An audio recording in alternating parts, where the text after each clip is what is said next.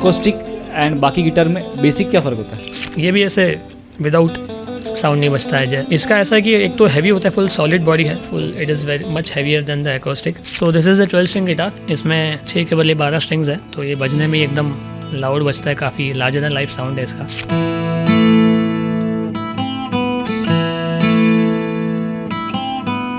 60s के बाद जब सबसे ज़्यादा गिटार यूज़ हुआ है तो फिर पंचम दा, आर डी बर्मन, ऐसे बोल सकते हैं कि गिटार का रेवोल्यूशन ही लाया है बॉलीवुड में। 80s में थोड़ा स्लैक पीरियड आया, यहाँ पे म्यूज़िक जितना ब्यूटीफुल था 60-70s में उतना ब्यूटीफुल रहा नहीं। तो उसके बाद 90s के म्यूज़िक ने बचा लिया इंडस्ट्री को। आई वॉज यंग देन, सो मैं यही सोचता था कि यार एक्चुअली सलमान खान को गिटार बजाना आता है इतना अच्छा, वाह। और जब हम बड़े होते तो भी इतना समझ में आता है कि सलमान ने नहीं बजाया, लेकिन किसने बजाया ये समझ में नहीं आता है। और इनफैक्ट बहुत लोगों को तो किसने कंपोज किया वो भी मालूम नहीं होता है, किसने लिखा है वो भी नहीं मालूम होता है। ये एक्चुअली मतलब थोड़ा सा रबाब के पास भी जाता है साउंड इसका, नॉट एग्जैक्टली।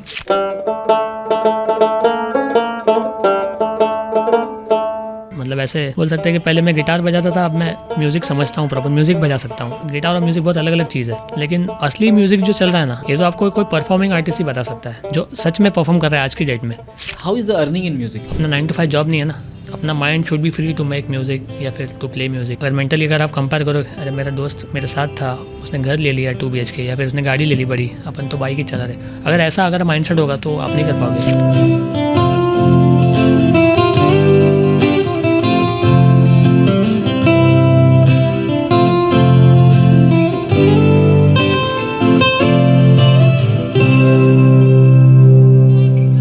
आज हमारे साथ हैं मिस्टर पुनीत लोटिया और ये एक बहुत ही उम्दा और फेमस गिटारिस्ट हैं। इनके साथ आज एक बहुत ही इंटरेस्टिंग पॉडकास्ट हमने किया, जिसमें हमको सबसे बड़ी चीज़ ये समझ में आई कि आप जो भी गाने सुनते हैं अपनी लाइफ में, जितने भी बॉलीवुड सॉन्ग्स हैं, उनमें जो वोकल्स का रोल होता है वो तो इम्पॉर्टेंट होता ही है, बट जो म्यूज़िकल इंस्ट्रूमेंट होता है वो भी बहुत ज़्यादा इम्पैक्ट उस गाने के ऊपर छोड़ देता है और उसी की वजह से बहुत बार उस गाने को भी पहचाना जाता है। इस पॉडकास्ट की सबसे स्पेशल बात यह है कि आज पुनीत ने हमारे लिए various type of string instruments और गिटार के टाइप्स लाए हैं ताकि हम सबको एक साथ समझ सकें एक ही प्लेटफॉर्म पर। तो ये वीडियो पूरा एंड तक देखिएगा ताकि आप भी ये सब चीज़ जान पाए और समझ पाए। चलो लेट्स स्टार्ट। सो गिटार जो है वो एक बहुत ही फेमस इंस्ट्रूमेंट है। हर किसी का एक सपना तो होता ही एक बार लाइफ में गिटार सीखना। So but when did it came into Bollywood? First appearance कब हुआ होगा इसका? ऐसे तो बहुत पहले से हो रहा है बॉलीवुड म्यूज़िक में, लेकिन हम जब सीखना शुरू किया तब से हमको एक कुछ स्पेसिफिक सॉन्ग्स मिलते हैं बेसिकली यहाँ पे बॉलीवुड में कि गिटार पे ये सॉन्ग्स से शुरू होगा। करेक्ट। तो हमको मिला था अजीब दास्ता सॉन्ग, जो अपेरेंटली ईजी होता है बच्चों को पिकअप करने के लिए। तो अजीब दास्ता का ही introduction music is with the guitar. तो Ajeeb Dastaan song is from 1960s, Shankar Jaikishan की मूवी है। तो मतलब 60s से तो आ ही रहा है गिटार, उससे भी पहले आता ही होगा ऑब्वियसली, लेकिन हमको पता ही है 60s से आ ही रहा है बॉलीवुड में काफ़ी। 60s से है तो मतलब काफ़ी अर्ली हो गया। यस काफ़ी। सो अजीब दास्ता है, ये सबसे पहले सीखना क्यों प्रीफर होता है? एक तो वो पहले क्या होता है कि एक स्केल होता है गिटार पे, बेसिक सी मेजर स्केल सिखाया जाता है क्योंकि इजी नोट्स है, नेचुरल नोट्स है टेक्निकली। और फिर हालांकि अजीब दास्ता सी पे नहीं है, लेकिन वो सी पे लाया जाता है क्योंकि इजी है बजाना बच्चों के लिए। और हर एक लाइन के बाद ऐसे गैप काउंट कर सकते हैं हम लोग, ला ला ला ला ला ला ला। तो नॉर्मली यहाँ पे दिया जाता है हम लोग को वो गाना, और गिटार का ही इंट्रो है। और कैसे पेरेंट्स को भी पता होता है सब कि ये अरे कोई बच्चा ये गाना बजाए तो पेरेंट्स को लगता है अरे अपने टाइम का गाना है। वो भी एक फैक्टर हो जाता है। तो बच्चों को हालांकि नहीं पता होता है पुराने सॉन्ग्स, लेकिन हम दे देते हैं बाद में, सुन के वो पिक कर लेते हैं। हाँ, तो हाँ इतना पहले से तो आ ही रहा है गिटार, उससे भी पहले होगा, लेकिन हम तो यहाँ से बजा रहे हैं 60s से। सो उसमें कौन सा गिटार प्ले हुआ था? एकोस्टिक गिटार ही है इंट्रोडक्शन म्यूजिक तो। And what we are looking at, ये क्या टाइप का गिटार जो आपके हाथ में? ये थोड़ा सा अलग गिटार है, ये मेरा मेन गिटार है। ये यामाहा का साइलेंट गिटार है, एकोस्टिक गिटार ही बोलते हैं इसको, बट इसको हाँ इसको बॉडी नहीं है, लेकिन पिकअप्स इसका एकोस्टिक है। साइलेंट इसको नाम है क्योंकि ऐसे बजेगा ही नहीं वो। If you have to have an amplifier और an output for this. Okay. और इसके अंदर आप हेडफोन्स डालकर प्रैक्टिस कर सकते हो साइलेंटली विदाउट डिस्टर्बिंग एनीवन। तो वैसा थोड़ा एकदम, और पोर्टेबल है, ये निकल जाता है। इसके अंदर बिल्ट इन इफेक्ट्स है कुछ, तो ट्रैवल के लिए भी बहुत अच्छा पड़ता है, एकदम कॉम्पैक्ट साइज का है। बजने में और सुनने में एकोस्टिक सेम। हाँ। सो एक सिंपल टर्म्स में अगर हम समझें, एकोस्टिक एंड बाकी गिटार में बेसिक क्या फ़र्क होता है? एकोस्टिक गिटार नॉर्मली वुडन होता है, लकड़े का बना हुआ, और लकड़े के साउंड से उसका आवाज़ आता है बाहर, जो रेजोनेंस है अंदर का, उससे आता है। अच्छा। बाकी इलेक्ट्रिक वगैरह बहुत अलग अलग टाइप्स है, फिर 12 स्ट्रिंग, क्लासिकल, इलेक्ट्रिक, अपन देखते जाएंगे। हाँ वो हाँ देखते हैं। सो अजीब दास्तां है की बात हुई है तो एक बार सुनना तो बनता ही है। अपन वो इंट्रो बजाते हैं थोड़ा सा। जी जी।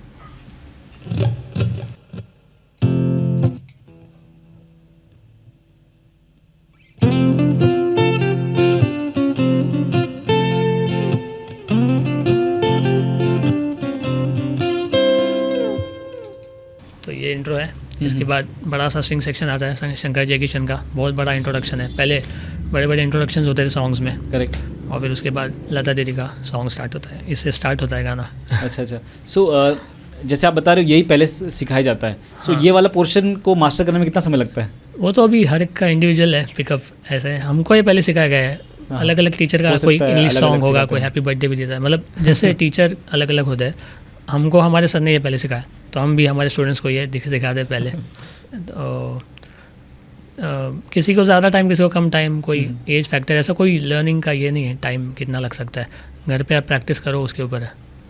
सो थोड़ा सा जो ऑडियंस है हमारे उनको भी सिखा देते हैं गिटार होता क्या है। सो गिटार के थोड़े से बेसिक्स हम जान लेते हैं। हाँ। सो जैसे आप कह रहे थे बॉडी होता है एंड स्ट्रिंग्स होते हैं, सो ये दोनों का क्या डिफिनेशन, इनका क्या मतलब है? नॉर्मल गिटार जो होता है, एकॉस्टिक गिटार जिसको बोलते हैं, उसको नॉर्मल गिटार को 6 स्ट्रिंग्स होते हैं। हर एक स्ट्रिंग का गेज जो थिकनेस है वो अलग अलग होता है। फिर गिटार का नेक, गिटार की बॉडी होती है, अभी ये तो अलग है इसलिए। नॉर्मल वुडन, वुड अलग अलग यूज़ होता है, उसके ऊपर साउंड डिफर करता है आपका क्या वुड हो रहा है यूज़। करेक्ट।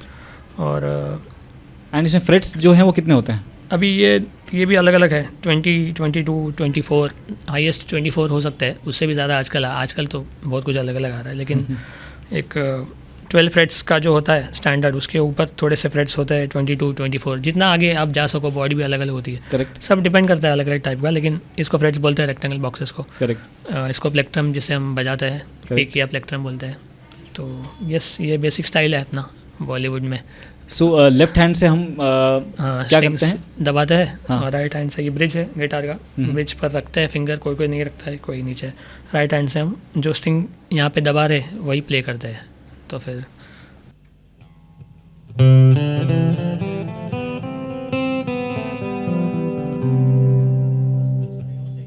कुछ सो जस्ट मैं नोटिस किया आपने मल्टीपल स्ट्रिंग्स यूज़ करके जो है वो सारेगामा जो है वो बजाया, बट अगर इसको एक ही स्ट्रिंग पे बजाना हो तो हाउ डज इट प्ले? वैसे भी हो सकता है, जैसे मतलब बहुत सारे तरीके। सारेगामा भी, ये सारेगामा कौन से स्केल का था, ये सी का सारेगामा है। हर एक स्केल का एक सारेगामा, एक स्ट्रिंग पे एक सारेगामा, मल्टीपल स्ट्रिंग्स पे बहुत डिफरेंट टीचिंग के स्टाइल्स हैं। तो जो 6 स्ट्रिंग्स हैं उनका सबका रोल हमेशा होता है या फिर इनका रोल नहीं ऐसा कुछ नहीं। सो सबसे ज़्यादा स्ट्रिंग्स कौन सी ज़्यादा यूज़ होती है, ऐसा भी कुछ है? कोई भी ऐसा नहीं है। सो इट इज़ लाइक सारे स्ट्रिंग्स इक्वली इंपॉर्टेंट है। Yes equally important. अगर हम सितार में समझ रहे थे तो सितार में दे आर मतलब एक ही स्ट्रिंग्स को सबसे ज़्यादा प्रायोरिटी, फिर दूसरे और तीसरी में, फिर बाकी ज़्यादा जो है वो इतनी इंपॉर्टेंट नहीं होती है।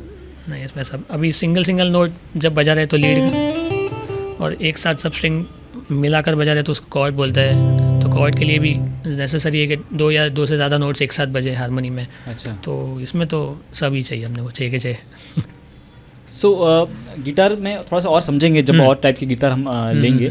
सो अजीब दास्तां हैं, ठीक है, थोड़ा सिंपल हो गया। एंड ये इसके बाद फिर थोड़ा कॉम्प्लेक्स इंस्ट्रूमेंट्स भी आए होंगे और लोगों ने एक्सपेरिमेंट किया होगा गिटार के साथ में, क्योंकि लोग बहुत कुछ, हर एक कॉम्पोजर का अपना स्टाइल होता है, कुछ तो अभी नया करते हैं। So what happened after that, मतलब क्या और चीज़ें हुई गिटार के साथ? आई थिंक 60s के बाद जब सबसे ज़्यादा गिटार यूज़ हुआ है तो फिर पंचम दा, आर डी बर्मन, जो ऐसे बोल सकते हैं कि गिटार का रेवोल्यूशन ही लाया है बॉलीवुड में। इलेक्ट्रिक गिटार, बेस गिटार भी यहाँ पे इंट्रोड्यूस किया है आर डी बर्मन के म्यूजिशियंस ने सब। वो भी गिटार बजाते थे खुद भी? पंचम सब लोग थोड़ा थोड़ा तो बजाते ही, म्यूज़िक डायरेक्टर्स को सब थोड़ा थोड़ा आता ही रहता है। लेकिन जो गाने में इंक्लूड किया हुआ है उन्होंने, एक तो बेस गिटार प्लेयर्स हैं यहाँ पे, टोनी वास और चरणजीत सिंह करके फेमस प्लेयर्स है बेस के। फिर इलेक्ट्रिक गिटार भूपी जी, बहुत प्लेयर्स इन्होंने लाए और फिर वो सब यूज़ किया अपने यहाँ पे बॉलीवुड में अलग अलग। और गिटार डोमिनेंट सॉन्ग्स, मतलब गिटार पे ही, मतलब ऐसा है कि आप कोई गिटार का इंट्रो बजाओ तो आपको गाना पता चल जाए, सिग्नेचर ट्यून ऐसे। Exactly. वैसे पंचम दा ने भी किया काफ़ी, फिर उसके बाद लक्ष्मीकांत प्यारेलाल वगैरह। लेकिन पंचम दा का मैं तो बहुत बड़ा फ़ैन हूँ, बहुत लोग फ़ैन होते हैं, तो उन्होंने सबसे ज़्यादा अलग अलग टाइप के 12 स्ट्रिंग गिटार भी यूज़ किया, इलेक्ट्रिक गिटार यूज़ किया। मतलब आप इंट्रो बजाओगे दम मारो दम का तो आपको पता चल गया गाना कौन सा है। या सो 12 स्ट्रिंग गिटार पे कौन सा गाना प्ले हुआ? 12 स्ट्रिंग गिटार भी एक बहुत ही ब्यूटीफुल टाइप का गिटार है। उसमें जैसे इसमें 6 होते हैं वैसे उसमें 12 होते हैं 6 पेयर्स मतलब। तो साउंड भी वैसा एकदम खुलकर आता है और काफ़ी डिफिकल्ट है प्ले करना। बट वो बहुत ज़्यादा यूज़ नहीं होता होगा ना फिर? बहुत कम यूज़ होता है। ऐसे कौन से गाने हैं जिसमें वो यूज़ हुआ होगा? अब चुरा लिया है सबसे फेमस चुरा लिया है, यस। सो क्या हम वो सुन सकते हैं? यस हम एक बार वो बजाते हैं इंट्रो जी। So this is the 12 string guitar. इसमें जैसे मैंने बताया 6 के बदले 12 स्ट्रिंग्स है और हर एक का ऑक्टेव बजता है, तो ये बजने में एकदम लाउड बजता है, काफ़ी लार्जर देन लाइफ साउंड है इसका। आप मैं एक सुनाता हूँ चुरा लिया का इंट्रो। सुनते हैं।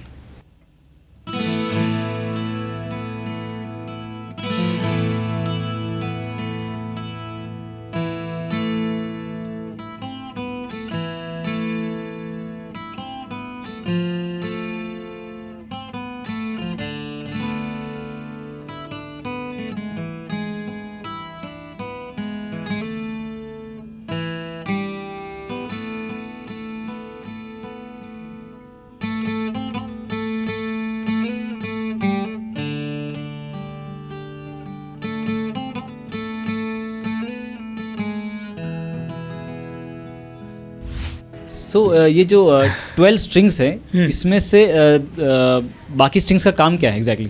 तो नॉर्मली अभी हर एक स्ट्रिंग का फर्स्ट और सेकंड छोड़ के थर्ड स्ट्रिंग के बाद ना ऑक्टेव बजता है। तो हाई ऑक्टेव लो ऑक्टेव एक साथ बजता है। तो जब बजाते हैं हम तो 2 स्ट्रिंग एक साथ बजती है इसमें। अच्छा, जब आप उसको प्लग कर रहे हो तो 2 स्ट्रिंग्स एक साथ स्ट्राइक कर रहे हो, तो इसलिए वो हार्ड होता है। लेफ्ट हैंड से भी 2 एक साथ बजाने, राइट हैंड से 2 एक साथ, और थोड़ा लार्ज भी होता है और काफ़ी डाउन स्ट्रोक्स देने पड़ते ज़्यादा ताकि ऑक्टेव का साउंड है, सिंगल स्ट्रिंग का साउंड ना आए।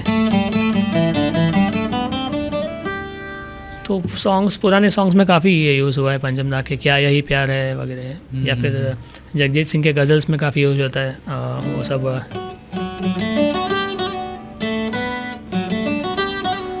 तो हाँ बहुत ही मज़ेदार है लेकिन काफ़ी हार्ड है। तो यस इट सीम्स सो। और गलती से मतलब 2 स्ट्रिंग्स में ऑब्वियसली कंफ्यूजन भी बहुत ज़्यादा होता होगा।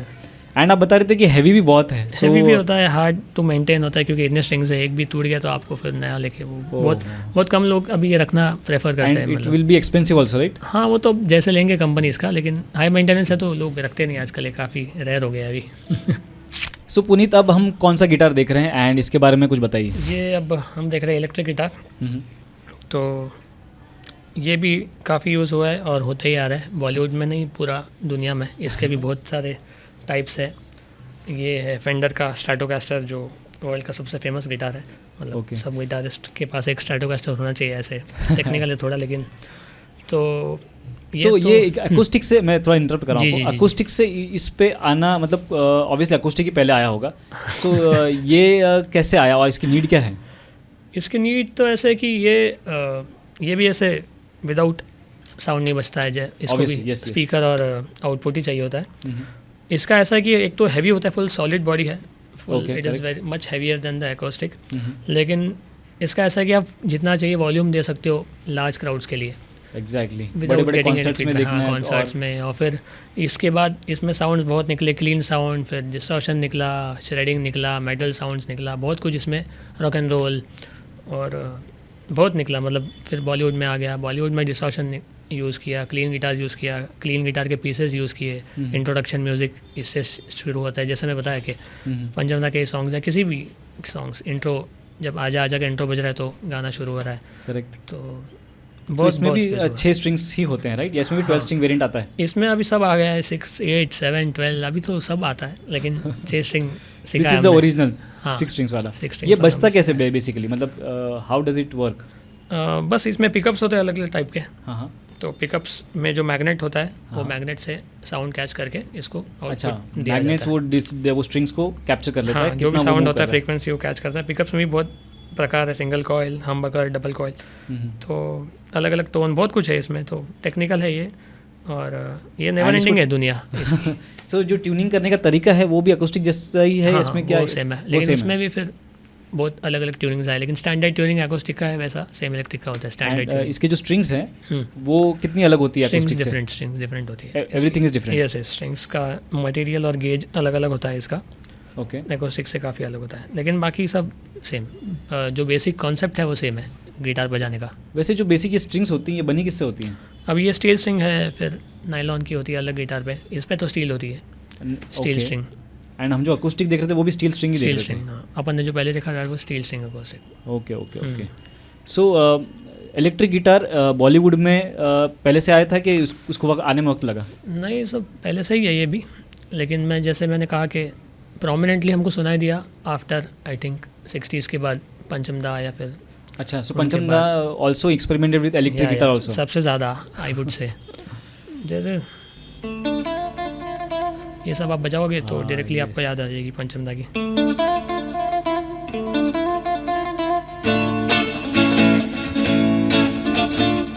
तो ये सब एग्जैक्टली जब सुनते हैं तब वो रियलाइज हो जाता है, ओ यस यही बजाया हुआ है। तो ये जाता है फिर proper rock and roll songs के साथ, ड्रम्स एंड बेस के साथ भी जाता है। थोड़ा हैवी जब आपको करना है तो फिर काफ़ी यूज़ किया पंचम दा ने इसको। सो जब 70s 80s का दौर निकला उसके बाद सबसे ज़्यादा गिटार्स और कहाँ यूज़ होने लगे? 90s में जो प्रॉपर 90s का म्यूज़िक आप बोल सकते हो। ऐसा है कि 80s में थोड़ा स्लैक पीरियड आया आफ्टर आई थिंक पंचम दा वगैरह। थोड़ा एक स्लैक पीरियड है जहाँ पे म्यूज़िक उतना जितना ब्यूटीफुल था 60s 70s में उतना ब्यूटीफुल रहा नहीं। तो उसके बाद बहुत लोग ऐसे बोलते हैं कि 90s के म्यूज़िक ने बचा लिया इंडस्ट्री को। क्योंकि किसी को याद ही नहीं 80s में क्या गाने आए, कुछ सुपर हिट गाने आए कि अच्छा म्यूज़िक बना कि नहीं। वैसे बहुत कम होंगे ऐसे। पंचम दा भी थे एंड तक, जो उनका 1942 love story was the last movie पंचम दा, वहाँ तक ही वाज देयर। बट ऐसे कुछ उसके बाद जब 90s का म्यूज़िक आ गया प्रॉपर गाने 90s के, नदीम श्रवण एंड ऑल सब आ गए, तो फिर सुपर हिट कुमार शानू की एंट्री हो गई, अभिजीत नारायण, अलका याग्निक जी, सब जो आ गए, इन्होंने हमको बचा लिया ऑब्वियसली। और वो तो हमारा नॉस्टैल्जिया पीरियड है, तो उसको जब भी याद करते हैं। एंड 90s की जब बात चल रही है तो आशिकी की बात ना हो ऐसा तो हो ही नहीं सकता, क्योंकि उसमें राहुल रॉय जी गिटार लेकर ही एंट्री मारे इंडस्ट्री। सो आशिकी का कौन सा गाना सुन सकते हैं? टाइटल सॉन्ग ये है जो जिस पे इलेक्ट्रिक गिटार है इतना ब्यूटीफुल। गोरख शर्मा जी है एक गिटार प्लेयर जिनका वो पीस है। आशिकी का टाइटल म्यूज़िक का हम सुनते हैं। जी ज़रूर।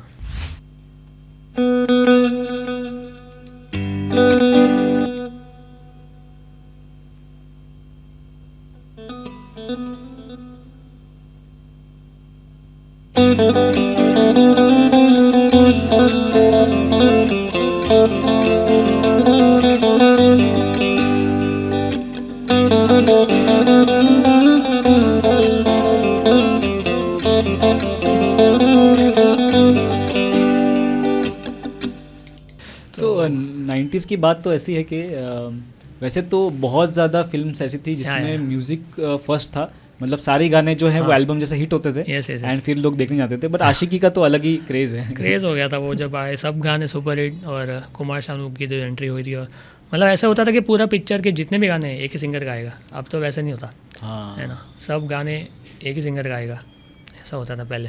सो 90s जब 90s के तो हम हैं तो और भी बात करेंगे क्योंकि I also remember one movie जिसमें उसके भी सारे गाने ऑलमोस्ट हिट थे। It was Saajan and Saajan is one of my favourite film. उसमें कौन सा गाना है जिसमें कोई गिटार यूज़ हुआ है क्या? अरे बहुत गाने हैं। अभी एक गाना मैं इंट्रो बजाऊंगा, फिर आप बताना गाना कौन सा है, जैसे मैं बताया था आपको। कूल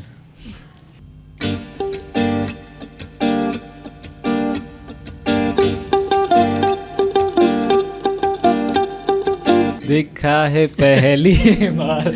तो ये सब पीसेस होते थे जिससे गाना, मतलब उसका सिग्नेचर अभी कैसा हुआ है आज के डेट में, वो रिफ बजाओ रिफ, पहले ऐसा थीम था।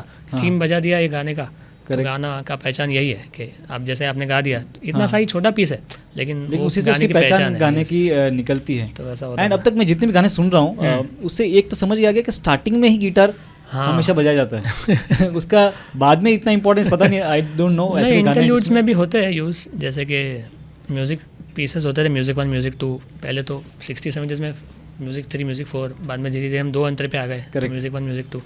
म्यूज़िक में भी होता था गिटार काफ़ी, लेकिन इंट्रोडक्शन ऐसे, क्योंकि कैसा आपने यहाँ पे कैसा है कि स्टार फैक्टर है ना, कि हीरो गिटार लेकर आ रहा है, इंट्रोडक्शन ही वैसे हो रहा है, तो कुछ बनाओ रिफ, और फिर हीरो का एंट्री हो जाएगा, उसके लिए कुछ रिफ बनाओ, क्योंकि हाथ में गिटार दे दो तो वो एकदम कूल बन जाते हैं हम लोग। एंड इस कूलनेस से मुझे ना एक गाना याद आ रहा है, ओ जाने जाना ढूंढे तुझे दीवाना।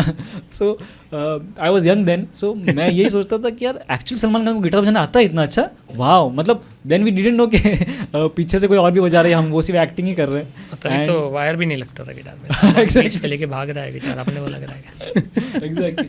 सो ओ जाने जाना फाइनली हम खुलासा कर देते हैं कि वो आपने बजाया था।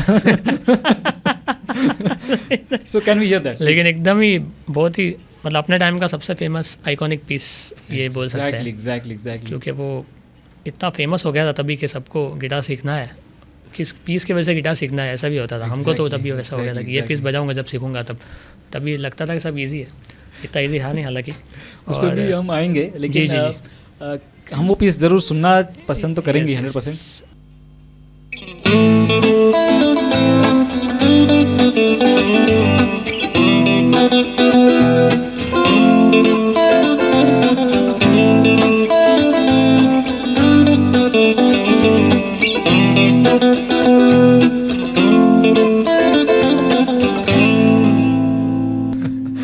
सो फुल ऑन नॉस्टैल्जिया में हम घुस चुके हैं अभी। एक तो ये ट्यून जो फेमस थी और दूसरा सलमान खान का। अच्छा मैं सॉरी बताना चाहूँगा कि this is played by a very senior guitarist called Tushar पाटे। जतिन ललित जी का म्यूज़िक है और बहुत ही सीनियर प्लेयर है तुषार जी हमारे इंडस्ट्री के, तुषार पाटे। So, what songs he is known for all? बहुत this is the most famous one. Correct. But बहुत चोर बाजारी दो टंग टंग, फिर तूने मुझे पहचाना नहीं, बहुत सारे गाने अभी मैं तो ऐसे ही बता रहा हूँ। लेकिन बहुत सीनियर मेंबर्स, कोई मिल गया, कुछ होता है कि गाने, मतलब गिटार प्लेयर, म्यूजिशियन और मल्टी इंस्ट्रूमेंटलिस्ट है वो अपने इंडस्ट्री के बहुत सीनियर। मतलब मैं मानता हूँ कि ये सब ना म्यूज़िक डायरेक्टर फेमस होते ही है, लेकिन इंस्ट्रूमेंटलिस्ट जो होते हैं जिन्होंने एक्चुअल पीस बजाया उनके नाम आते नहीं है, अनफॉर्चुनेटली आते भी नहीं। और जैसे कि आपने मुझे बताया तभी मुझे उनका नाम भी हो सकता है देखा हो कभी मैंने म्यूजिक शो में, लेकिन वो फेमस होते नहीं ज़्यादा। बहुत ही कोशिश हमारी रहती है, मेरे स्टूडेंट्स, मेरे सर के, इनके नाम लोगों को पता चले, क्योंकि आपने जैसे बोला, जैसे आपने बचपन में सलमान खान ने बजाया ऐसा। Correct, exactly. और जब हम बड़े होते तो भी इतना समझ में आता है कि सलमान ने नहीं बजाया, लेकिन किसने बजाया ये समझ में नहीं आता है। और इनफैक्ट आप तो इंस्ट्रूमेंटलिस्ट की बात कर रहे हो, बहुत लोगों को तो किसने कंपोज किया वो भी मालूम नहीं होता है, किसने लिखा है वो भी नहीं मालूम होता है। So there are so many factors, इसलिए ये पॉडकास्ट करने का मेरा भी मकसद यही होता है कि सबको कुछ तो पता चले और मुझे भी थोड़ा पता। बहुत ज़रूरी है जानना कि जहाँ तक अपने पास रिकॉर्ड्स है, अभी 1960s का तो रिकॉर्ड हमारे पास है नहीं, या फिर कंफर्म नहीं बोल सकते ये भी इन्होंने ही बजाया है, और बहुत लोग तो है भी नहीं आज, लेकिन ये तो अब तक है, काम कर रहे हैं, इन लोग सब तो डिज़र्व करते हैं वो। तो सबका नाम देना ज़रूरी है जिन्होंने एक्चुअल पीस बजाया है या फिर प्ले किया है। म्यूज़िक डायरेक्टर का नाम आता है, लिरिसिस्ट का नाम आएगा, डायरेक्टर, एक्टर आएगा, इनका नाम नहीं आता है। तो हम ये कंफर्म करते हैं कि सबका नाम पता चले एटलीस्ट मेरे स्टूडेंट्स को, ताकि ऐसा ना लगे कि सलमान का पीस बजा रहे हैं, तुषार जी का पीस है ये। एग्जैक्टली। और ऐसा भी बात है कि कभी कभी क्या होता है कि म्यूज़िक डायरेक्टर का म्यूज़िक है बैकग्राउंड में, है ना, म्यूज़िक डायरेक्टर म्यूजिशियन को बुलाकर फ्री हैंड दे देते हैं कि आप कुछ कंपोज करो इसमें। करेक्ट। तो ऐसा भी हो सकता है कि गिटारिस्ट ने ये पीस बनाया है, उनका क्रिएशन। हाँ, कभी कभी म्यूज़िक डायरेक्टर ने बनाया होता है और गिटारिस्ट प्ले कर रहा है, लेकिन कभी कभी 8 बार दिए आपको, आप कुछ कंपोज कर लो। तो गिटारिस्ट खुद कंपोज भी कर रहा है, वो उसका पीस है, लेकिन नाम जाएगा ऑब्वियसली म्यूजिक डायरेक्टर का। ये मैं संदीप जी जो सारंगी प्लेयर है उनके साथ में बात कर रहा था, उन्होंने भी कहा था कि बहुत बार म्यूजिक डायरेक्टर आपको फ्रीडम देते हैं कि आप अपने हिसाब से कुछ बना लो, एंड वो एज इट इज़ उठा लेते हैं म्यूजिक डायरेक्टर बहुत बार। सो यू नेवर नो कि ये किसने पीस बनाया एग्जैक्टली। सो 90s की और बात करते ही हैं। 90s में और ऐसे जैसे आपने कहा दिल तो पागल है, कुछ कुछ होता है, ये बहुत ही फेमस मूवीज है, एंड इसको 90s के किड्स ने तो देखा ही है, लेकिन साथ साथ बाकी लोगों ने भी इसको काफ़ी देखा है। सो इनमें से कोई गाने जो गिटार पे बजे हों आप बता सकते हैं? अरे ये तुषार जी का ही गाना है फेमस, कोई मिल गया। कोई मिल गया, हो यस। तो कोई मिल गया का जो भी इंट्रो म्यूज़िक है, और इंटरल्यूड में आपको बताया था जैसे कि ये स्टार्ट गिटार से होगा, लेकिन इसका जो म्यूज़िक है वो भी गिटार पे ही बजाया है, तो बीच का जो म्यूज़िक आता है। करेक्ट। मैं थोड़ा बजा के दिखाता हूँ। इंट्रो तो इसका ऐसा है,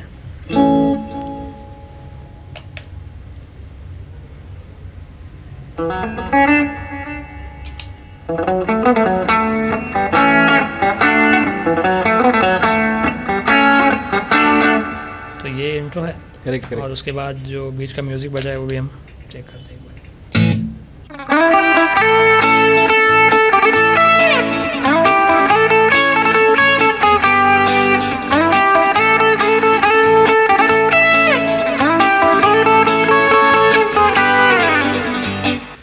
सो ये पीस तो मेरे सामने विजुअल्स आ रहे थे अरे हाँ। कि Rani Mukherjee was like doing this उनको भी वायर नहीं था। वो भी वायर नहीं था एग्जैक्टली।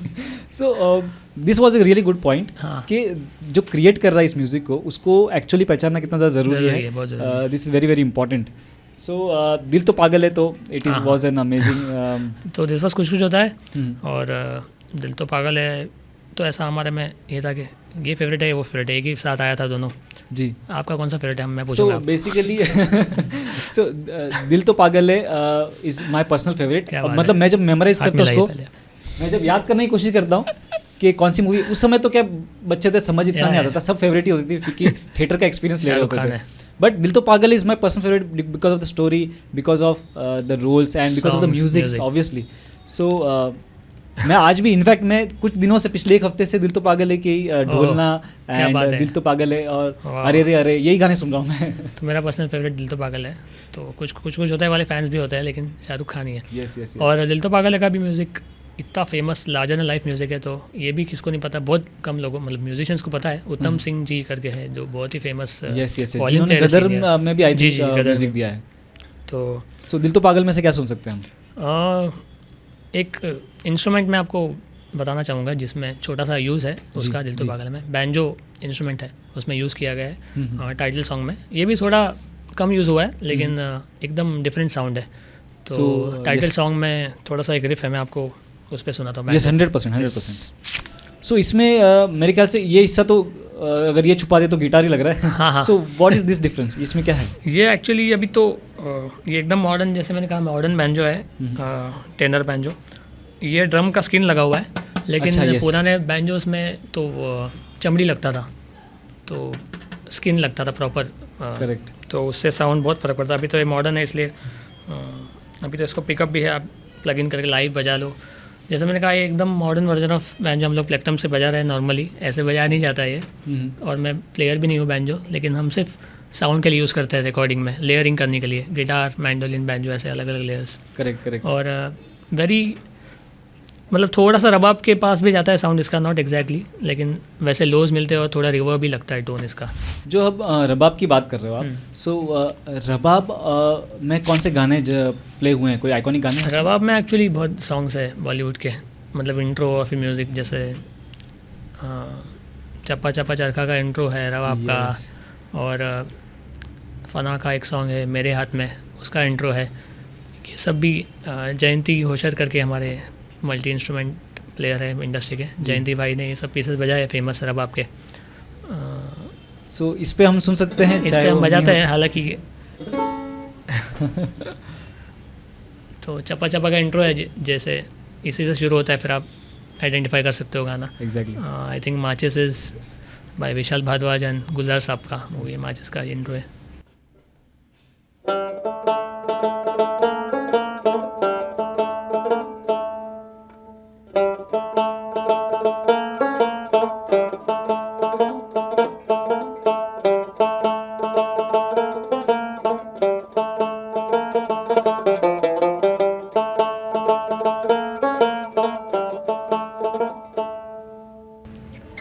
सो आई तो थिंक पर्सनली अगर कोई लेमैन दोनों सिर्फ सुन रहा है तो आई डोंट थिंक वो मेक आउट कर सकता है कि रबाब है कि यार, I don't know how you make it तो आउट। नहीं समझेगा, लेकिन हाँ रबाब इससे और भी ब्यूटीफुल साउंड आता है। मतलब एकदम अफगानिस्तान कश्मीर से आया हुआ इंस्ट्रूमेंट है, तो उसका तो और बड़ा स्किन होता है पूरा, और एकदम ऑथेंटिक साउंड है। रबाब तो और भी घूमेगा, मतलब वॉल्यूम और उसका साउंड बहुत सुंदर। सो अब हम क्या देख रहे हैं आपके हाथ में? ये बहुत ही प्यारा सा इंस्ट्रूमेंट है, मैंडोलिन इसको कहते हैं। मैंडोलिन सो मैंडोलिन तो मैंने अलग शेप का देखा है जी। DDLJ में और बाकी जगह पे। ये थोड़ा सा अलग शेप का है क्योंकि ये भी मेरे सर का ही है इंस्ट्रूमेंट, इम्पोर्टेड है तो थोड़ा अलग शेप है। लेकिन नॉर्मली 8 स्ट्रिंग्स का होता है, इसमें भी थोड़ा फंडा वैसा ही 12 स्ट्रिंग जैसा है। ओके दो के पैर के 8 स्ट्रिंग्स है टोटल, 4 पैर्स। ओके। लेकिन आप देख रहे हो काफ़ी छोटा है छोटा है और size में। काफ़ी, तो इसका जो ऑक्टेव है, जैसे बैंजो हमने देखा टुवर्ड्स लोअर ऑक्टेव है साउंड, इसका ऑक्टेव थोड़ा हाई है। अच्छा, it starts from upper end of the Octave. हाँ, मतलब काफ़ी आगे के साउंड्स आएंगे इसमें ऑक्टेव वाइज।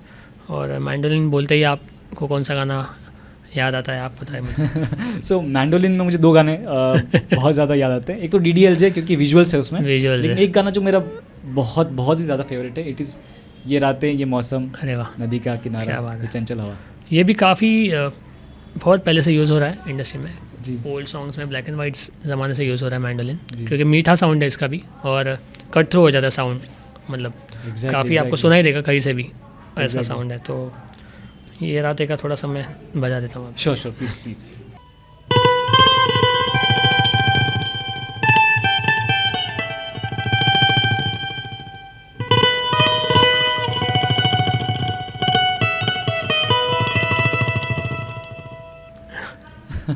सो दो बातें हैं इसमें. एक तो सुनने में तो बहुत ही स्ट्राइक थ्रू होता है जो आप कह रहे हैं, एंड ऑब्वियसली ये जो म्यूज़िक ये रातें मौसम का जो बनाया है, it is very very brilliant. And सुनते ही you go into another trance only. And वो फील जो है गाने का तुरंत ही पहले ही स्ट्रिंग से वो कैच कर देता है कि द सॉन्ग क्या है, कि उसका मतलब क्या है. सो मैं आपको बजाते हुए देख रहा था. जैसे कि आपने बताया 12 स्ट्रिंग्स जैसा ही ये थोड़ा सा मुश्किल है, डबल स्ट्रिंग्स है. लेकिन मैंडोलिन को बजाते वक्त पता नहीं, हो सकता है मैं गलत भी सोच रहा हूँ, आपको फास्ट बजाना पड़ता है इसको? नहीं, फास्ट नहीं, लेकिन जो एक चीज़ है ट्रेमेलो जिसको बोलते हैं, कि आपको पकड़ के एक ही नोट को, इसको ट्रेमेलो बोलते हैं. ये थोड़ा डिफ़िकल्ट है और स्पेस भी डिफ़िकल्ट है यहाँ पे प्ले करने के लिए. तो ओवरऑल इंस्ट्रूमेंट ये डिफ़िकल्टी है, स्पेस कम, स्ट्रिंग्स पास और काफ़ी मतलब. और एक मैं डिस्क्लेमर दे देना चाहूँगा आपके शो पे ही जी, कि मैं ये मैंडोलिन प्लेयर भी नहीं हूँ, मैं बैंजो प्लेयर हूँ.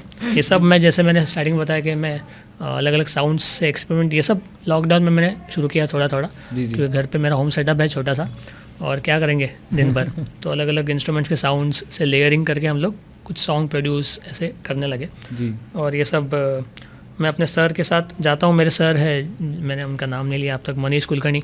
वो काफ़ी सीनियर प्लेयर हैं यहाँ के, इंडिया के सबसे सीनियर बेस प्लेयर है काफ़ी, और वो भी मल्टी इंस्ट्रूमेंटलिस्ट है. तो कुछ इंस्ट्रूमेंट्स उनके ही है, जैसे बैंड जो मैंडोलिन, मनीष कुलकर्णी डोंबिवली के है और काफ़ी फेमस है. मतलब वो 20 साल से आशा ताई के साथ बजा रहे हैं बेस, आशा भोसले.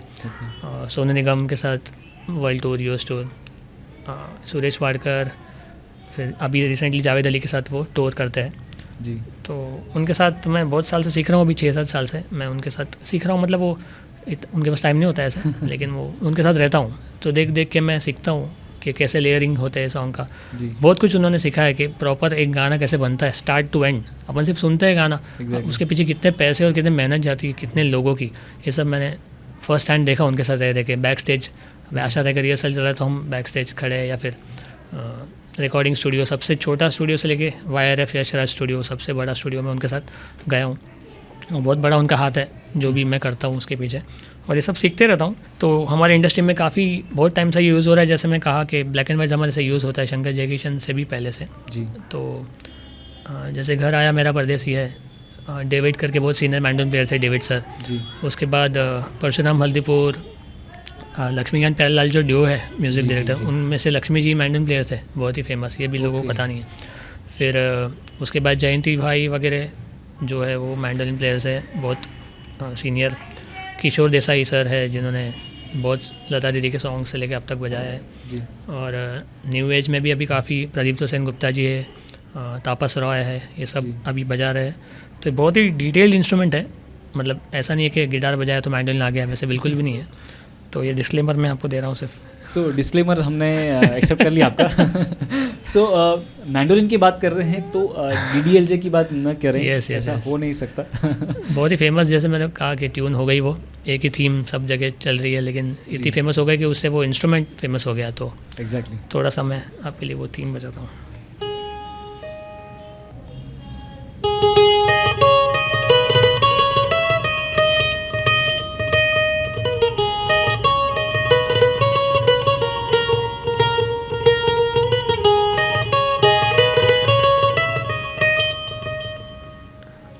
DDLJ जो इतनी फेमस हुई जी, उसमें भी शाहरुख खान ने भी सीखा जैसे सलमान खान ने सीखा था. पता नहीं है कि सीखा कि नहीं. करेक्ट.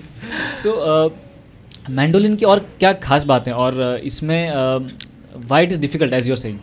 जैसे मैंने बोला कि स्ट्रिंग्स भी डबल पेयर में, फ्रेट्स का डिस्टेंस भी बहुत कम है. आप देख रहे हो गिटार थोड़ा तो लंबा होता है. एग्जैक्टली काफ़ी कम, और मतलब जितना इंट्रिकेट है उतना वो डिफ़िकल्ट होते जाता है चीज़ें.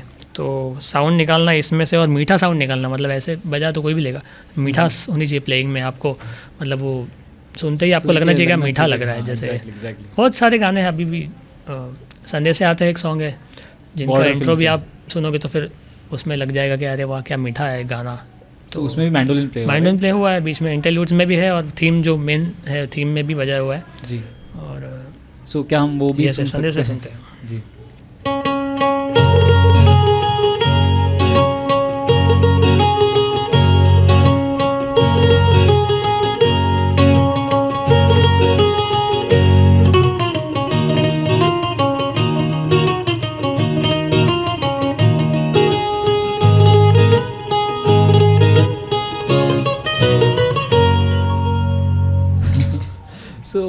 आप देख सकते हो कितना स्लॉपी बज रहा है मुझसे तो बट ऑब्वियसली आप हमें डेमो दे रहे हैं इंस्ट्रूमेंट्स का, वही मेरे लिए बहुत बड़ी बात है।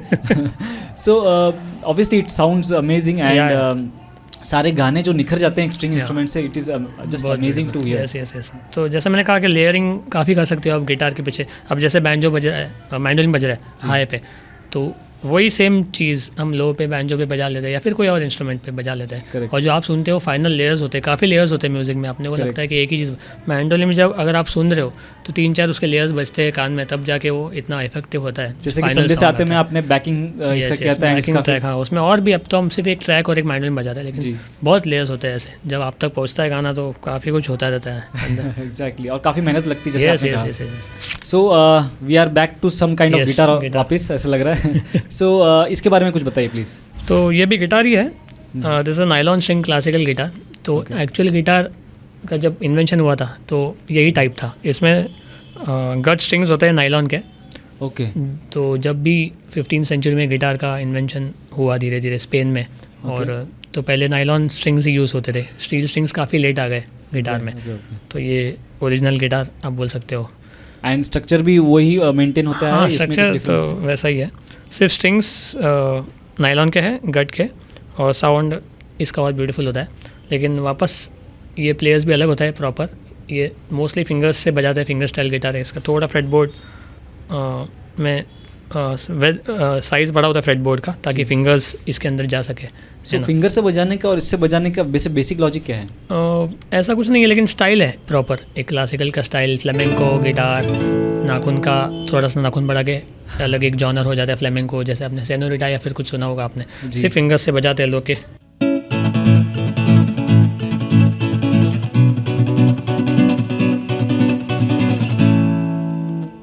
प्रॉपर अलग अलग स्टाइल, इसमें भी काफ़ी अलग अलग स्टाइल्स है, लेकिन जो फिंगर से बजाते हैं उसका मज़ा अलग होता है। हम जैसे मैंने आपके यहाँ साउंड के लिए हम लोग प्लेक्ट्रम से ही करते हैं, क्योंकि ये नायलॉन स्ट्रिंग्स का साउंड बहुत ब्यूटीफुल आता है, मतलब स्टील से भी थोड़ा ज़्यादा अच्छा लगता है मुझे इसका साउंड। एग्जैक्टली, और काफ़ी नेचुरल साउंड जो है गिटार की वो इसमें से निकल रही है। और इसका मोस्टली माइकिंग ही होता है मोस्टली, क्योंकि जो बॉडी का साउंड होता है और फिंगर्स और सब कुछ वो सब कैप्चर होना चाहिए। लेकिन आजकल सब पिकअप्स वाले गिटार आ गए हैं ताकि स्टेज बड़ा, साउंड बड़ा, लेकिन but it sounds the same on ना। हाँ, जैसे वैसे साउंड करता है, मतलब as close as it can get pickup के साथ। लेकिन पुराने लोग जो बड़े बड़े गिटारिस्ट होते थे क्लासिकल वाले, पाको दालूसी या सब, गिटार के बॉडी पे माइक करके कॉन्सर्ट्स कर देते थे, लेकिन प्रॉपर फिंगर स्टाइल या तो थंब पिक, लेकिन फिंगर से बजाने का इसको। सो बॉलीवुड में सर आप कुछ बोल रहे हो? या नहीं, इस पर भी काफ़ी पीसेस अभी तक यूज़ होता है ये। तो इसका भी एक मैं आपको गाना सुनाता हूँ जो काफ़ी हिट है, और नायलॉन पे उसका इंट्रो बजाया हुआ है। जी। तो इसमें भी काफ़ी सॉन्ग्स प्ले होते हैं बॉलीवुड में, और बहुत लोग यूज़ करते हैं इसका जो फील है जी। एक काफ़ी हिट लव सॉन्ग है बाय जावेद अली, उनका फर्स्ट हिट बोल सकते हैं, एक दिन तेरी राहों में। अमेजिंग। तो उसका इंट्रो और उसमें काफ़ी यूज़ हुआ है ये, तो मैं आपको इंट्रो सुनाता हूँ इसका। Sure please.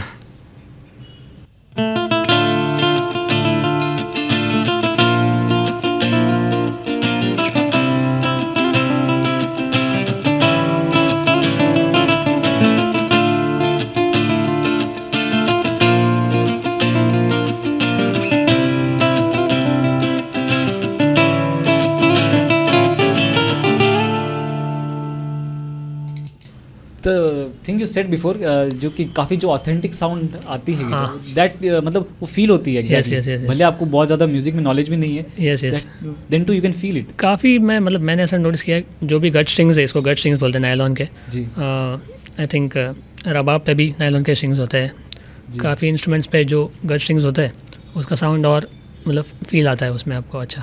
एग्जैक्टली। सो अब हम क्या इंस्ट्रूमेंट देख रहे हैं आपके हाथ में? ये है यूकुलेले। Ukulele, yes. ये आपने बहुत अभी आजकल हम देख रहे हैं सब जगह पे। हाँ, बहुत लोगों के हाथ में जैसा देखा जाता है ये। तो ये ऐसा है कि थोड़ा सा इजी है सीखने में एज़ कम्पेयर टू गिटार और बाकी जो हमने अभी देखे इंस्ट्रूमेंट्स। ओके। 4 स्ट्रिंग्स है, नायलॉन के स्ट्रिंग्स है, और ये एक्चुअली ऐसा सिंग अलॉन्ग इंस्ट्रूमेंट है। इस पर आप अगर कोई गा पा रहा है थोड़ा बहुत और हमिंग कर पा रहा है तो, और इजी टू कैरी है, एकदम लाइट वेट होता है जी। और कॉर्ड्स बेसिकली इस पर ईजी है सीखना, और बहुत ही आप देख रहे हो प्यारी आवाज़ रहती है, गाते गाते आप बजाते आप गा सकते हैं वैसा टाइप। हाँ, लड़कियाँ भी प्रेफर करते हैं, और लेके जाओ बस कहीं पे भी। गिटार थोड़ा बल्कि हो जाता है कभी कभी तो, लेकिन सुर मिलता है आपको अच्छा, और जिसको गाना है थोड़ा सुर करके वो प्रेफर करता है। और जैसे मतलब कि सीखने में ईजी है एज़ कम्पेयर टू गिटार, तो मेरे काफ़ी स्टूडेंट्स अभी इस पर शिफ्ट हो रहे हैं गिटार छोड़ कर। सो इसका और उस मैंडोलिन के साइज में क्या फ़र्क है? आई थिंक सिमिलर है, साइज सिमिलर है, राइट? स्ट्रिंग्स का ही आई थिंक का फ़र्क है, और हल्का है और काफ़ी है weight wise, easy to carry. So इसमें कौन से बॉलीवुड के कोई गाने बजे हुए हैं इसमें भी? जैसे मैंने बोला कि लेयरिंग होता है। अभी ऐसा नहीं है कि यूकुलेले सॉन्ग अलग से, लेकिन कुछ सॉन्ग्स ऐसे हैं जो यूकुलेले बहुत अच्छे लगते हैं जी। और यूज़ भी हुआ है काफ़ी। जैसे अब एक super hit song Javed Ali का श्रीवल्ली शुरू हुई इसी से होता है, यूकुलेले से। एकदम हार्ड पैन किया हुआ है वो, जो स्टार्ट में बजता है, हम थोड़ा सा बजाते हैं उसको जी।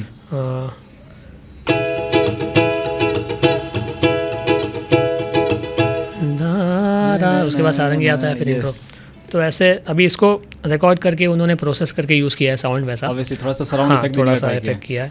और हम लोग इसको यूज़ करते हैं काफ़ी सॉन्ग्स में। कुछ ऐसे सॉफ्ट नंबर्स होते हैं और उस पर हम गिटार के साथ इसको लेयरिंग करते हैं स्टूडियो में। तो इसका भी साउंड आप देख रहे हो कितना प्यारा है, जो कुछ भी गा के आप बजा सकते हो उस पर। हम एक सॉन्ग ट्राई करते हैं जो जिसमें है नहीं यूकुलेले, लेकिन मैं आपको बता सकता हूँ कि कैसे बजा सकते हैं हम इसको। तो एक बहुत ही स्वीट सा सॉन्ग है, मैं कोई ऐसा गीत गाऊँ, SR के, अभिजीत भट्टाचार्य। यस, अभिजीत भट्टाचार्य। तो वैसे मैं जैसे कहा कि ऐसा नहीं है कि सब सॉन्ग इस पर अच्छे लगेंगे, कुछ गाने हैं जो प्यारे हैं और कुछ सॉन्ग इस पर बहुत अच्छे लगते हैं। तो this is one of those songs. मैं थोड़ा सा आपको बजा के सुना रहा हूँ। श्योर।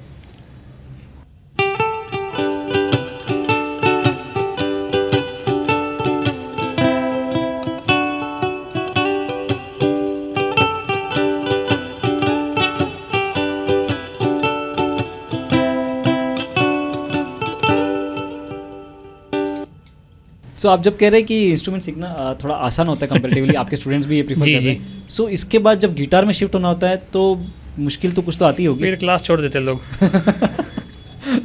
क्योंकि ऑब्वियसली गिटार थोड़ा सा बड़ा होता है, तो हाथ को स्पैन करने में थोड़ा समय भी लगता होगा, राइट? और ये न्यू एज है, थोड़ा लोगों फैंसी भी लगता है वैसे। अभी कुछ 8-10 साल से ही मैं तो देख रहा हूँ मतलब इसको तो अच्छा है। लेकिन लेयर, जैसे मैं कहता हूँ, एक अलग साउंड इसका भी जी। आप जनरली ये इंस्ट्रूमेंट जब कैरी करते हैं, आप कौन से गाना इस पे बजाना और भी प्रीफर करते हैं? ऐसे ही सॉफ्ट नॉर्मल, जैसे अभी आयुष्मान का एक सॉन्ग है, मेरा मन, तो ये सब आप ऐसे लग रहा है कि इसमें बजा हुआ है ओरिजिनल, लेकिन सॉफ्ट वाले नंबर जो इजी गोइंग है वो इस पे काफ़ी अच्छा लगता है जी। So we are back to square one and 90s के एरा की तो हमने बात की और उससे पहले भी बात की, एवरग्रीन सॉन्ग्स है सारे। बट आज के गाने भी जो हैं आफ्टर 2000s भी बहुत ज़्यादा गिटार यूज़ होता है, बहुत ज़्यादा फेमस हुए हैं गाने। सो उनमें से सबसे फेवरेट जो है, या फिर कौन सा जो आप हैं जो पसंद करते हैं? कंपोजर वाइज तो अब काफ़ी अच्छे रहमान सर है। I personally like Amit Trivedi a lot. Shankar Ehsaan Loy है, काफ़ी लोग हैं जो अब तक अच्छा म्यूज़िक करते हैं जी। तो ऐसे तो एक डिफाइन नहीं कर सकते हम, लेकिन हाँ सब लोग गिटार तो यूज़ करते ही है अच्छे सोलोस है। अभी एसीएल में जब एहसान सर खुद है जो खुद गिटारिस्ट है, तो उनके सोलोस बहुत ही ब्यूटीफुल रहते हैं, अलग अलग टाइप्स के। तो हाँ। सो शंकर एहसान लॉय जी का कौन सा ऐसा गाना है जो आप पसंद करते हैं? वैसे तो बहुत सॉन्ग्स है, और जैसे मैंने कहा कि एहसान सर के गिटार रिफ्स कि हम सब फ़ैन हैं जो भी गिटारिस्ट है, लेकिन एक बहुत सुंदर सॉन्ग है, उसमें एक बहुत सुंदर गिटार सोलो है उनका, माँ सॉन्ग जो है फ्रॉम तारे ज़मीन पर। उसमें जो इंटरल्यूड है वो एहसान सर का गिटार सोलो है, बहुत ही प्यारा सा।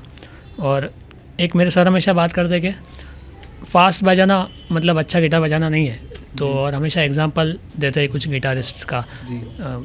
वेस्ट में बीबी किंग करके गिटारिस्ट है, और यहाँ पे अपने एहसान सर है, एहसान नूनी जी। बहुत ही स्लो और सुलझे हुए सोलोज रहते हैं, लेकिन इतना ब्यूटीफुल रहते हैं कि आप मतलब आपको मज़ा आएगा। और कुछ ऐसा फास्ट नहीं होता है, फास्ट प्लेइंग उनका, लेकिन आप समझ जाओगे कि उसमें सोल है वो सोलो में या फिर प्लेइंग में उनके। तो ऐसा ही एक सॉन्ग का एक सोलो मैं आपको सुनाता हूँ। जी ज़रूर।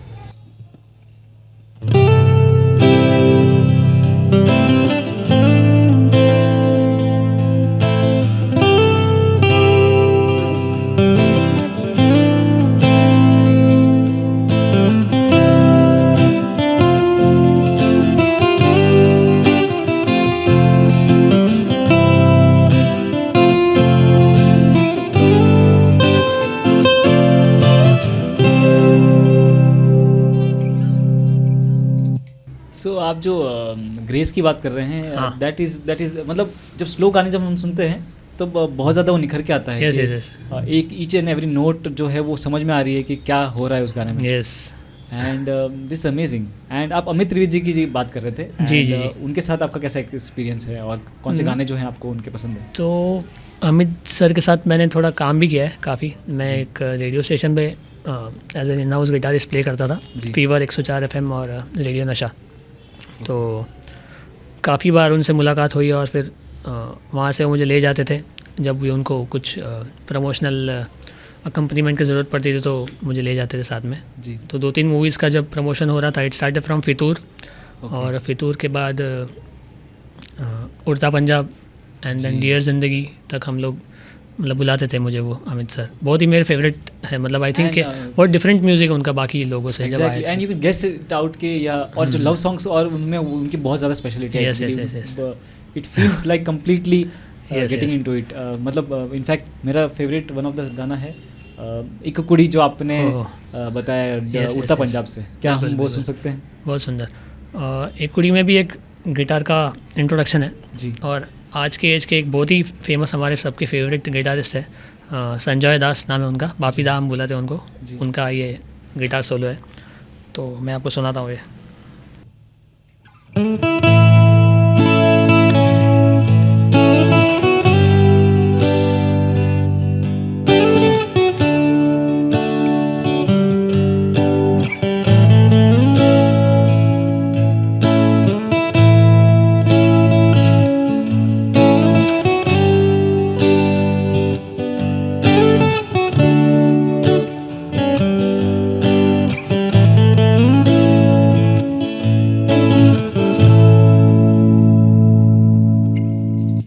सो मुझे कहीं से पता चला है कि ये आपका फेवरेट गिटार भी है। सो क्या है इस गिटार के पीछे कहानी? ऐसे तो कुछ खास नहीं है, लेकिन ये मेरे सर का ही गिटार है, और सर ने बहुत साल ये बजाया है विद आशा ताई, सोनू निगम और वर्ल्ड टूर पे वगैरह। और उसके बाद ये मेरे पास आया है, तो बहुत ही एक्सटेंसिवली मैं यूज़ करता हूँ इसको अपने स्टूडियो में, होम स्टूडियो में, रिकॉर्डिंग्स में जी। और आपको दिख रहा है कितना ब्यूटीफुल है ये, थोड़ा अलग टाइप है ये भी। ओवेशन गिटार बोलते हैं इसको, साउंड, हाँ ओवेशन कंपनी का नाम है जी। साउंड होल आपको दिख रहे हैं थोड़े से फैंसी, और मतलब वो नॉस्टैल्जिक वैल्यू है कि सर ने काफ़ी बजाया है इसको, तो और बहुत अच्छा बजता भी है, प्रॉपर स्टूडियो फ्रेंडली गिटार है, साउंड आपको समझ आ जाएगा। बट ये है अकोस्टिक गिटार, अकोस्टिक गिटार है। सो अकोस्टिक गिटार में हम और भी चीज़ें सुनना चाहेंगे आपसे। यस, जैसे कि आप शंकर एहसान जी की बात कर रहे थे, उनके बहुत सारे गाने हैं जो गिटार पे उन्होंने प्ले किए हैं। सो उन्हीं में से अगर आप कुछ और बता सके जो नए गाने वो कैसे एक्चुअली यस, एहसान सर का मैं जैसे बताया कि एहसान सर के रिफ जो होते हैं उससे भी बहुत गाने डिफाइन होते हैं न्यू एज में। अभी थोड़े हम बहुत पुरानी बातें की, तो शायद नए लोगों को पता नहीं चला होगा ये क्या रिफ्स है। रिफ ये टर्म अभी यूज़ कर रहा हूँ क्योंकि एहसान सर आ गए, तो अभी रिफ से आप गाना पहचानोगे। पहले पीसेस से गाने पहचान देते आप, अजीब दास्ता का पीस हमने बजाया, तो अभी कुछ रिफ्स मैं आपको सुनाता हूँ एहसान सर की, जिससे आप गाना बता दोगे वैसे नए वाले गाने। लेट अस गेस, ठीक है।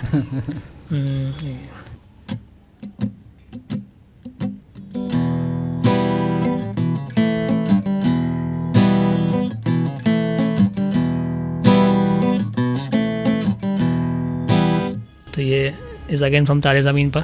खोलो खोलो दरवाजे। Yes, I was just thinking कौन सा गाना है ये। यस ये मेरा एक फेवरेट है।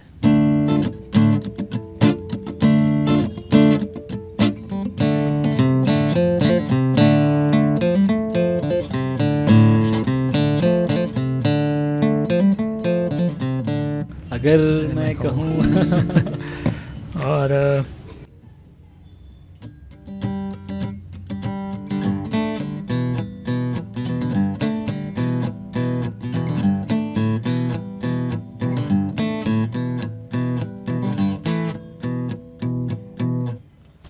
This is from rock on, title song मेरी लौड़ी का एक विल। Exactly, तो ये सब exactly, इनके exactly. एकदम सिंपल रिफ्स रहते हैं, लेकिन गाने का जो थीम होता है वो यही होता है।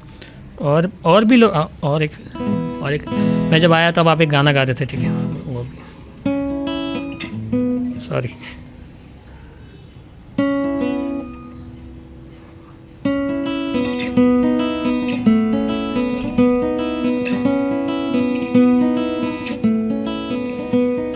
मितवा।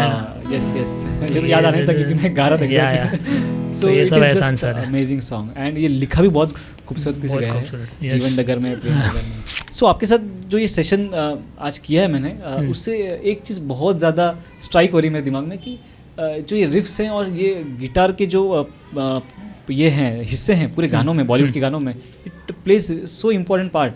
यानी कि ऐसा लग रहा है कि अभी कितने सारे गाने हैं हाँ। जो गिटार से ही पहचाने जाते पहचान जाते हैं हैं। और उस वहीं से स्टार्ट होते हैं। So this is so amazing to know, जो आज ने आप कंट्रीब्यूट किया, I am really amazed with it. Thank you. So आपकी जर्नी के बारे में थोड़ा सा हम Yes. जानना चाहेंगे। जैसे आपने कहा कि आपने अमित जी के साथ में भी रेडियो किया है और उनके साथ में भी ये किया है, और आपने किन किन जो है कंपोजर्स के साथ भी काम किया है? और तो ऐसा है कि बीच में when I started off, full time तो नहीं कर रहा था, मैं सीख ही रहा था जी।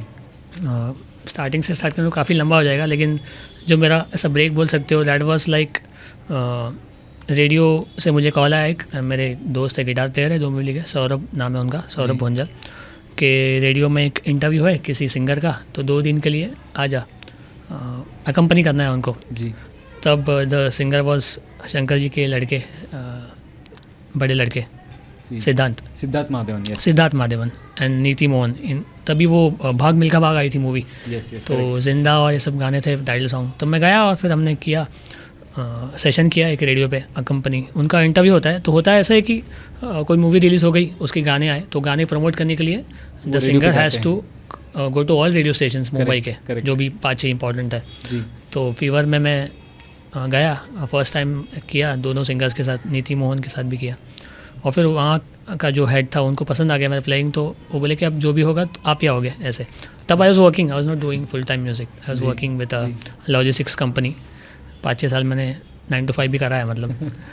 तो और जब भी कॉल आता मैं रेडियो चला जाता था। बहुत ही माहौल ही अलग होता है रेडियो स्टेशन का, अगर आप नहीं गए हो तो बहुत ब्यूटीफुल माहौल होता है, ऐसा लगता ही नहीं कि ऑफिस है ये, मतलब सब मज़ा आता है। और सेलिब्रिटीज़ आते जाते रहते हैं, मतलब सिंगर्स तो आते ही है, एक्टर्स भी काफ़ी हमको देखने मिल जाते हैं, तो तभी ऐसा मेरे लिए एकदम नया था। तो फिर मैंने 5-6-7 साल, ऑलमोस्ट 6.5 years किया वहीं पे, फ्रीलांस ऐसा कोई कॉन्ट्रैक्ट नहीं था, जो भी जब भी कोई तो मूवी आएगी कॉल आ जाओ, बजाओ आकर। और मैंने किनके साथ बजाया ये नहीं बता सकता, किनके साथ नहीं बजाया ये बता सकता हूँ मैं, सिर्फ ऐसे इतने लोग आ गए, और फिर बार आते थे सब लोग ना, गाने तो आते ही रहेंगे, मतलब के शान, कैलाश खेर, हरिहरन जी, सब आई थिंक सोनू निगम, श्रेया घोषाल, सोनी दी, 3-4 लोग बड़े, उदित जी और अमित कुमार, ये 4-5 लोग के साथ मैं बजा नहीं पाया हूँ। वो भी मैं नहीं था कभी अवेलेबल, उन लोग तो आए थे, मैं कहीं बाहर हो गया, या फिर सबको आना ही पड़ता है रेडियो स्टेशन, तो 4-5 नाम छोड़े तो सबके साथ मेरे को बजाने मिला, अच्छे से अकम्पनी करने मिला है ऐसे। और रेडियो का मज़ा ही अलग होता है, आरजे की एनर्जी अलग होती है, और फिर लाइव जो बजता है, कब कुछ ऐसे शोज़ थे जो रिकॉर्डेड थे, कुछ ऐसे मॉर्निंग शोज़ भी थे जो लाइव थे। मतलब 8 बजे मैं पहुंच रहा हूँ रेडियो स्टेशन, 9 बजे लाइव, जो भी आप गाओगे लाइव जाने वाला है, आप गलती करोगे तो। और वहाँ से मेरे को सीखने मिला कि how ready you have to be as a guitarist, as an artist, आप एकदम रेडी होने चाहिए। बहुत अच्छे सिंगर्स, अच्छे लोग, के सर के साथ मैंने काफ़ी मतलब अभी तो लोगों को ऐसा लगता है, लेकिन मैं उनके 4-5 बार मिले और बहुत वार्म थे, मतलब पर्सनली भी जान रहे थे क्योंकि अभी इतनी बार आ रहे, तो सब लोग नाम से जानने लगे थे कुछ सिंगर्स। तो बहुत ही ऐसा प्रिविलेज लगता था, अरे बहुत अच्छा जॉब है ये, मतलब फ्रीलांस भी है, मज़े भी कर रहा हूँ, गिटार बजा के पैसे भी अच्छे मिल रहे थे तभी जी। तो ये एज गुड एज मेरा ब्रेक हो गया। लेकिन फिर 5-6 साल बाद मुझे ऐसा लगा कि अब ये फुल टाइम करना पड़ेगा अपने को। तो मैंने घर पे बता के रखा था कि अब मैं छोड़ दूंगा जॉब, जहाँ भी मैं जॉब कर रहा था जी छोड़ दूंगा। December 31st वो suppose to be my last date, 26 वो suppose to be last date. लेकिन वो जब रेडियो से कॉल आ गया, रेडियो चले गए, तो एक छुट्टी हो गई तो एक दिन आगे बढ़ता है आपका लास्ट डेट। वैसे वैसे होते होते फिर मैंने फुल टाइम आ गया। उसके बाद एक ऐसी चीज़ हुई कि रेडियो पे ही मेरे एक दोस्त थे, संचित, परकशन प्लेयर है, उनका कॉल आया कि एक बैंड में गिटारिस्ट की ज़रूरत है, लाइव बैंड है, और वहाँ पे मैं लग गया। तो ये एक बड़ा प्रोजेक्ट था, बैंड नहीं था एक्चुअली, एकम सत करके एक प्रोजेक्ट था बाय अमय दाबली, अमय दादा हम बोले थे उनको जी। तो इनका ऐसा था कि ये आर्मी के लिए शोज़ करते थे ऑल ओवर द कंट्री, सिर्फ इंडियन आर्मी के लिए, मतलब जहाँ आर्मी के, हाँ जहाँ आर्मी के कैंटोनमेंट्स है। हाँ, तो ये बड़ा मज़ेदार कॉन्सेप्ट था। लेकिन ऐसे सेट लिस्ट ऐसा था कि सब कुछ उसमें, बॉलीवुड नहीं सिर्फ, मतलब कृष्णा भजन भी गा रहे हैं, कबीर के गाने गा रहे हैं, बॉलीवुड भी गा रहे हैं, देशभक्ति के भी गा रहे हैं, माइकल जैक्सन भी गा रहे हैं। तो प्लेलिस्ट एकदम ग्लोबल था क्योंकि सब कुछ आ गया उसमें। और 50-60 plus shows, 75 shows all over the country हमने किए आर्मी के लिए, और एक्सट्रीम लोकेशंस एकदम। मैं फिर 2 साल में बहुत घुमा कोविड के पहले, अमेदा एंड टीम के साथ। एकम सत नाम है कॉन्सेप्ट का जी। और बड़ी टीम, लेकिन एकदम 3 guitars, bass guitar, acoustic guitar, electric guitar अलग, तो मैं एकोस्टिक पे, ड्रम्स, तबला, ढोलक, कोयर सिंगर्स 3-4, फुल बड़ा टीम। और स्टेज वैसे मिलता था हमको बड़ा, पीछे झंडा वंडा लगा हुआ है, बहुत ब्यूटीफुल। और लोकेशंस भी ऐसे 7 days 7 शोज़, जम्मू कश्मीर, लद्दाख, अरुणाचल प्रदेश, आंध्र प्रदेश, सब जहाँ भी आर्मी के कैंट्स है, लेह, कारगिल। और तो वो 2 साल बहुत ट्रैवल किया, बहुत क्रेज़ी, लेकिन उसमें बहुत कुछ सीखा मैं कंट्री ट्रैवल करते टाइम कि बहुत अलग अलग तरीके एक्सपीरियंसेस, मतलब। और आर्मी में जब आप जाके करते हो शोज़, तो ऐसे नहीं बोल सकते हमको ऐसा ही होटल चाहिए, ऐसा ही होटल, जहाँ वो अकोमोडेशन दे देंगे वहाँ आप सोना है। करेक्ट। तो हम लोग ऐसे कब्रिस्तान के बाजू में एक दिन है, एक बंक बेड्स पे, एक दिन मेजर के किसी बंगलों पे सो रहे हैं, ऐसे करेक्ट, एक्सट्रीम। और इसी टीम का वेडिंग शोज़ भी होता था, बहुत बड़े बड़े, यही सेम टीम, लेकिन वेडिंग शोज़ हाई प्रोफाइल। तो कभी हम आर्मी के शोज़ कब्रिस्तान के बाजू में कर रहे हैं, या तो अरुणाचल में कर रहे हैं, और कभी हम लोग दुबई या बाली के 7 स्टार में कर रहे हैं। ऐसे एक्सट्रीम हमारे साथ हो रहा था, दोनों भी अलग ही मज़ा था हमारा। लेकिन वही 2-3 साल बहुत ट्रैवल करने मिला, और ये बहुत ब्यूटीफुल एक्सपीरियंस था मेरा, सब देखने मिला हमको। अभी भी आप एकम सत के साथ? नहीं, अभी नहीं करता मैं, बहुत साल किया मैंने। एज एन आर्टिस्ट ऐसा होता है कि आपको एक चीज़ करके थोड़ा मोनोटोनी आ जाता है लाइफ में, मतलब ऐसा भी हो जाता है। तो you need to move ahead और फिर कुछ और म्यूज़िक एक्सप्लोर करना। मुझे मेरा खुद का म्यूज़िक एक्सप्लोर करना था, खुद के साउंड्स। तो 2 साल मैंने, फिर कोविड ही हो गया, मतलब बाद में बंद ही हो गया ट्रैवल उतना, वापस 2 साल। लेकिन बहुत ही ब्यूटीफुल आर्मी कैंट्स रहते हैं, मतलब जो जहाँ पे किसी को एक्सेस नहीं है वहाँ पे हमको एक्सेस मिलता था। LOC हमने देखा है इतना, हमने AK-47 चलाई है, ऐसे सब हमको करने मिला है। क्योंकि आर्मी कैंट्स में क्या होता है, पहले तो थोड़े स्ट्रिक्ट होते, सब कुछ रूल्स काफ़ी होते हैं। मैस में कॉलर वाला टी-शर्ट, जूता, वैसा ऐसे नहीं आ सकते। लेकिन जैसे ही आप शो कर दो उनके लिए, तो जान भी दे देंगे आपके लिए। क्या चाहिए सर आपको बता, मतलब कुछ भी आपके लिए कर देंगे जी। तो हमको कुछ उनका ऑब्स्टेकल राउंड क्लियर करना है तो ऑब्स्टेकल्स करा देंगे। ट्रेनिंग सेंटर में हमको दिखा देंगे, अंदर जाके LOC दिखा देंगे, हमको इतना पास है, पाकिस्तान दिख रहा है 2 किलोमीटर पे। तो ये सब हमको बहुत सुविधाएं मिली आर्मी के साथ टूर करने में। और अमय दादा का बहुत ही हम लोग थैंक्स करते उसके लिए। तो ये हुआ। उसके बाद तो फिर बस जैसे आप लाइव शो करते हो तो रेफरेंस से आपको ये बैंड वो बैंड ऐसे काम तो मिलते जाता है वैसे। बट आज की डेट में आप वैसे क्या ज़्यादा करते हैं? मैं लाइव ही इवेंट्स करता हूँ ज़्यादा, लेकिन फिर मैं सिखाता भी हूँ। मैं 13-14 साल से सिखा भी रहा हूँ, मुझे बहुत पसंद है। जो मेरे जो फर्स्ट टीचर थे, दीपक नाम था उनका, दीपक सर जी, वो एकदम सडन डेथ हो गई उनकी। मैं उनके पास 5-6 साल सीखा और एकदम यंग थे वो भी, 40-45, सडन डेथ हो गई। तो फिर वहाँ पे मैं सीनियर स्टूडेंट था उनका ऐसे सबसे, तो कभी सर नहीं होते थे तो मैं सिखा देता था कुछ स्टूडेंट्स को, 5-6 ही लोग होते थे। करेक्ट। लेकिन फिर जब सर चले गए तो उनके गिटार सब मेरे पास दे दिए भाभी ने कि आप सिखा हुआ है, आप सीनियर है तो वैसे ही क्लासेस लेने का कुछ इरादा नहीं था, लेकिन सर के स्टूडेंट्स कंटिन्यू करता गया मैं। करेक्ट। तो एक टाइम ऐसा आ गया कि क्लासेस तो ले ही रहा हूँ, लेकिन फिर और भी क्लासेस से कॉल आने लगे मुझे यहीं पे डोंबिवली में। तो देखते देखते 3 क्लासेस में मैं सिखा रहा था, ट्वाइस अ वीक, मतलब 6 दिन का जॉब ही हो गया था। हालांकि फुल टाइम नहीं, 3-4 घंटे का बैच होता था, फिर भी एग्जॉस्ट हो ही जाता है उसका। हाँ, लेकिन मज़ा है वैसा कि तब ऑफिस भी कर रहा था, लेकिन तो ऑफिस से आता था 6 बजे, 7 बजे का क्लास होता था, भाग जाता था लेने 2-3 आवर्स की बैच, वीकेंड बैच फुल होती थी। तभी कॉलेज वाले सब, जैसे आपको पता है कि सबको गिटार सीखना है कॉलेज में आके, और कॉलेज का बैच सैटरडे संडे का फुल बैच, मतलब एक टाइम पे मेरे पास 40-45 स्टूडेंट्स बाहर रुके लाइन में, ऐसे एकदम पैसे भी आ रहे हैं म्यूज़िक से और सिखाने में मज़ा भी आ रहा है, क्योंकि सिखाने में कैसा है कि आपका भी रिवाइज होते रहता है पुराना बेसिक्स, है ना जी। ऐसा नहीं है कि आपको कितना आता है, बहुत ज़्यादा आता है तो ही सीखा, आपको जितना आता है उतना भी आपने सिखा दिया ना, तो यू आर ए टीचर। ये मैं सीखा हूँ। बट ऐसा होता है क्या सिखाते वक्त कि आप अपने आप को फिर लिमिट महसूस करते हैं कि एक नई चीज़ तो हम अटेम्प्ट कर ही नहीं पा रहे? नहीं, फिर आपको भी सीखना पड़ेगा कंटिन्यूसली। तो वही, अगर आपको किसी को कुछ सिखाना है तो आपको भी सीखना पड़ेगा ना। तो ये साइकिल बहुत अच्छा रहता है कि आपका बेसिक्स भी क्लियर होते जा रहा है, और अभी समझो आपने 4 गाने बजा दिए मेरे, अब मैं इसको क्या सिखाऊँ, तो इसके लिए मैं भी कहीं से सीख लूँगा। एग्जैक्टली। इंटरनेट या जो भी सोर्सेस मुझे मिलेंगे, तो वो भी मैंने यहाँ पे शॉप्स काफ़ी म्यूज़िक अकेडमीज़ थे, सिम्फनी म्यूज़िक वेस्ट में है, फिर हारमोनिक्स है यहाँ पे, बहुत 3 म्यूज़िक क्लासेस में सिखाता था। तो वो जो हुआ कि जॉब और फिर जॉब क्लासेस, उसमें ऐसा था कि फैमिली सपोर्ट तो मैं करता था जॉब से, और म्यूज़िक क्लासेस के जो पैसे आते हैं उससे मैं गिटार और गियर सब लेता था नया, क्योंकि आपको अपग्रेड करना पड़ता है अपने आप को हमेशा। करेक्ट। तो म्यूज़िक के पैसों से मैं एम्पलीफायर्स, पेडल्स, गिटार ऐसे लेता था, बहुत जमा करके। तो वो काफ़ी साल किया, कोविड तक भी मैंने बहुत क्लासेस किए। कोविड में फिर ऑनलाइन क्लासेस मैंने काफ़ी किए।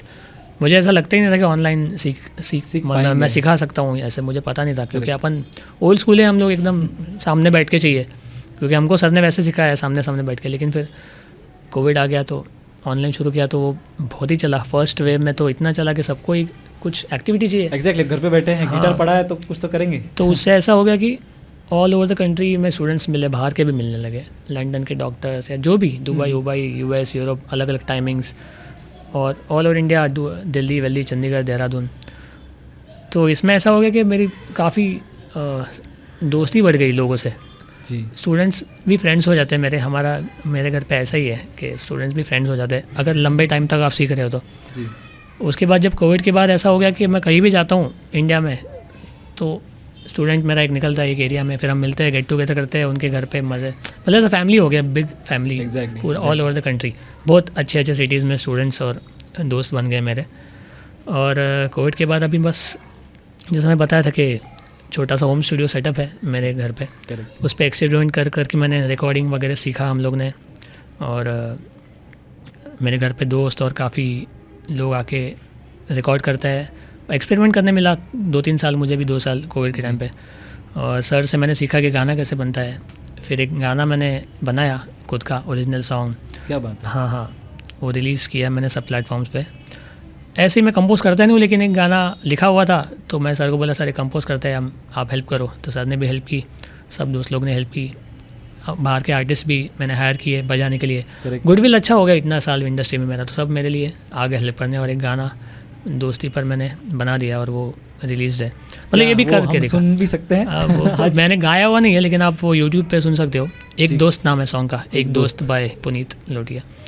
तो वो मैंने गाया नहीं है, कि मेरे एक दोस्त है बहुत अच्छे सिंगर, सलमान नाम है उनका जी, सलमान इलाही, उन्होंने गाया, बहुत ही प्यारा गाया, बहुत ही प्यारा वो गाना। लिखा किसने उसको? मैंने लिखा था। अच्छा, लिखा आपने कंप्लीटली है, कंपोज भी हमने किया है, सिर्फ गाया उन्होंने, क्योंकि वॉइस सिंगर आपको चाहिए तो आप यूट्यूब पे सुन सकते हो, बहुत ही। तो ये भी मैंने कर लिया एक के म्यूजिकली क्या, ये भी एक हो गया कंपोज।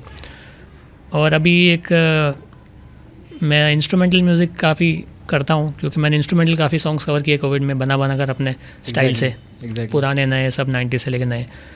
तो कोविड के बाद मैंने एक इंस्ट्रूमेंटल बैंड किया मेरे दोस्तों के साथ, पुनीत लोटिया एंसेंबल नाम हमने रखा है उसका। तो मैं, हर्ष, अक्षय, ऐसे हम 3 दोस्त थे, और भी 4 जैसे जुड़े लोग, अलग अलग इंस्ट्रूमेंट्स जुड़ते गए उसमें। पहले हम 3-4 पीस जाते थे उसमें। तो वो इंस्ट्रूमेंटल बैंड से, क्योंकि क्या हो गया, इंस्टाग्राम और यूट्यूब से थोड़ा थोड़ा फिर फेम मिलने लगा, तो वो देख के शोज़ आने लगे।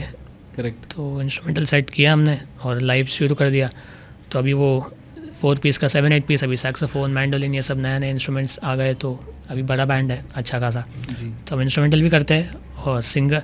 फिर काफ़ी तो पहचान हो गई इंडस्ट्री में, अब सर के साथ भी घूम घूम के काफ़ी लोग पहचानते हैं, तो सिंगर्स जुड़े, नए नए लोग जुड़े, और अब लाइव शोज़ हम बहुत करते हैं। आज की डेट में मैं एक इंस्ट्रूमेंटल बैंड है बड़ा, तेजस मिताली कलेक्टिव, उनके साथ टूर करता हूँ, काफ़ी जगह पे जाता हूँ, और ख़ुद का बैंड तो चल ही रहा है, और क्लासेस लेता हूँ।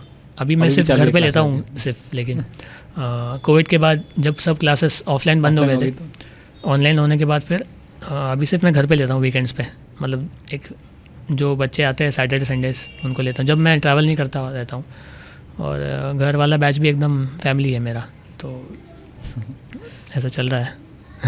सो एक चीज़ मैं काफ़ी समय से कहना चाह रहा था आपको, जो मैंने एक्सपीरियंस किया है जब से मैंने आपके आने से पहले भी मैं आपका इंस्टाग्राम पे आपके रील्स देख रहा था जिसमें आपने कुछ क्रिएशंस आप दे रहे थे। सो आई फाउंड आउट कि जो ग्रेस है आपके एक प्लेइंग में, that is very very rare. मतलब आई एम नॉट श्योर कि मैंने सुना है कुछ लोगों को, ऐसा नहीं कि मैं बिल्कुल भी नहीं सुना है, बट दैट ग्रेस जो है वो कहाँ से आता है? क्योंकि मैंने जैसे आपने कहा ना कि लॉकडाउन में बहुत ज़्यादा जो है ऑनलाइन क्लासेस भी शुरू हो गई थी और सीखना भी चालू हो गया था, तो बहुत सारे लोगों ने सीखना चालू कर दिया था, बट आई हैव सीन उनके वीडियोस, मज़ा नहीं है सच बताऊँ तो। लेकिन आपके जो प्लेइंग में ना वो मज़ा है, वो ग्रेस वो है, वो कैसे आता है? तो अब एक और पॉइंट मैं बोलना रह गया कि जब से सीख रहा था ना, सर से सीख रहा था, और इंटरनेट तभी इतना था नहीं, हम सीख रहे तभी इतना कुछ मैटर इंटरनेट पे था नहीं सीखने ऐसा, और हाफ नॉलेज होता है इंटरनेट पे बेसिकली। आज तो बहुत नॉलेज है, लेकिन कोई एक गाइडिंग फैक्टर ज़रूरी है आप। तो एक दिल्ली का एक फेमस बैंड है इंडियन ओशन, अपने कंट्री का सबसे पुराना बैंड है इंडियन ओशन। तो उनके लीड गिटारिस्ट है सुष्मित सेन, उनको मैं बहुत सुनने लगा, उनके गाने, इंडियन ओशन के गाने और सुष्मित सर के गाने मैं बहुत सुनने लगा। तो उनका एकदम ही अलग स्टाइल था गिटार प्लेइंग का, एकदम देसी स्टाइल, मतलब ऐसे लगेगा नहीं कि गिटार बज रहा है ऐसे। अच्छा। आप सुनोगे तो मेरे को बहुत वो इंस्पायर किया था। कोई फर्स्ट म्यूजिशियन जो मुझे इंस्पायर किया कि अरे एक सेंस ऑफ इंस्पिरेशन होना चाहिए ना, हर एक का आइडल एक होना चाहिए। Exactly. तो बहुत ही वो ऐसा टाइम आ गया कि हर इंडियन ओशन कॉन्सर्ट हम लोग जा रहे हैं, पूरा फैमिली, मतलब पूरा क्लासेस को लेकर मैं जा रहा हूँ 10-10 लोग को लेकर, और इतना हो गया कि वो मुझे पहचानने लग गए कि हर कॉन्सर्ट पे आता है ये लड़का। तो फिर उनकी मैनेजर तब थी वर्णिता मैम करके, उन्होंने बोला एक दिन गया दिल्ली आ जाओ, एक दिन आप मिलते हैं सर के। तो मुझे थोड़ा अनरियल लगा, लेकिन फिर मैं गया दिल्ली उनसे मिलने, और एकदम उनके स्टूडियो में बैठा हूँ, उनका गिटार बजा रहा हूँ, तो एकदम क्लोज हो गए हम, बहुत ही क्लोज हो गए सुष्मित सर के। तो वो जो स्टाइल ऑफ प्लेइंग है वो काफ़ी डिफरेंट था than any other guitarist.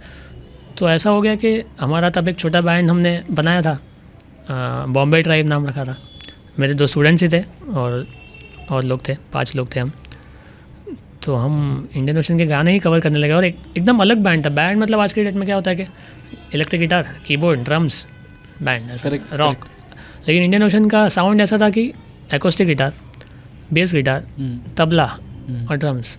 Tabla ये बैंड में रहता ही नहीं था वो टाइम पे। तो हम लोग उनके गाने बजाते बजाते, या फिर ऐसे कंदीसा, मारे वाह, ये सब उनके गाने, अरे रुक जा रे बंदे, आपने सुना होगा। एग्जैक्टली। तो ये सब बजाते बजाते हम में वो थोड़ा डिफरेंट स्टाइल शायद आ गया। तभी सुष्मित सर का बहुत इम्पैक्ट हो गया मेरे पे, बहुत ज़्यादा। मतलब ऐसे लग रहा था कि मतलब यही सुनते हो आप, यही बजाते हो। ऐसे हमारा बैंड भी कॉम्पिटिशन जीतने लगा बॉम्बे के सारे, क्योंकि डिफरेंट साउंडिंग था, इलेक्ट्रिक गिटार, डिस्टॉर्शन ऐसा कुछ था ही नहीं। और तब थोड़ा देसी भी लगता है म्यूज़िक उनका।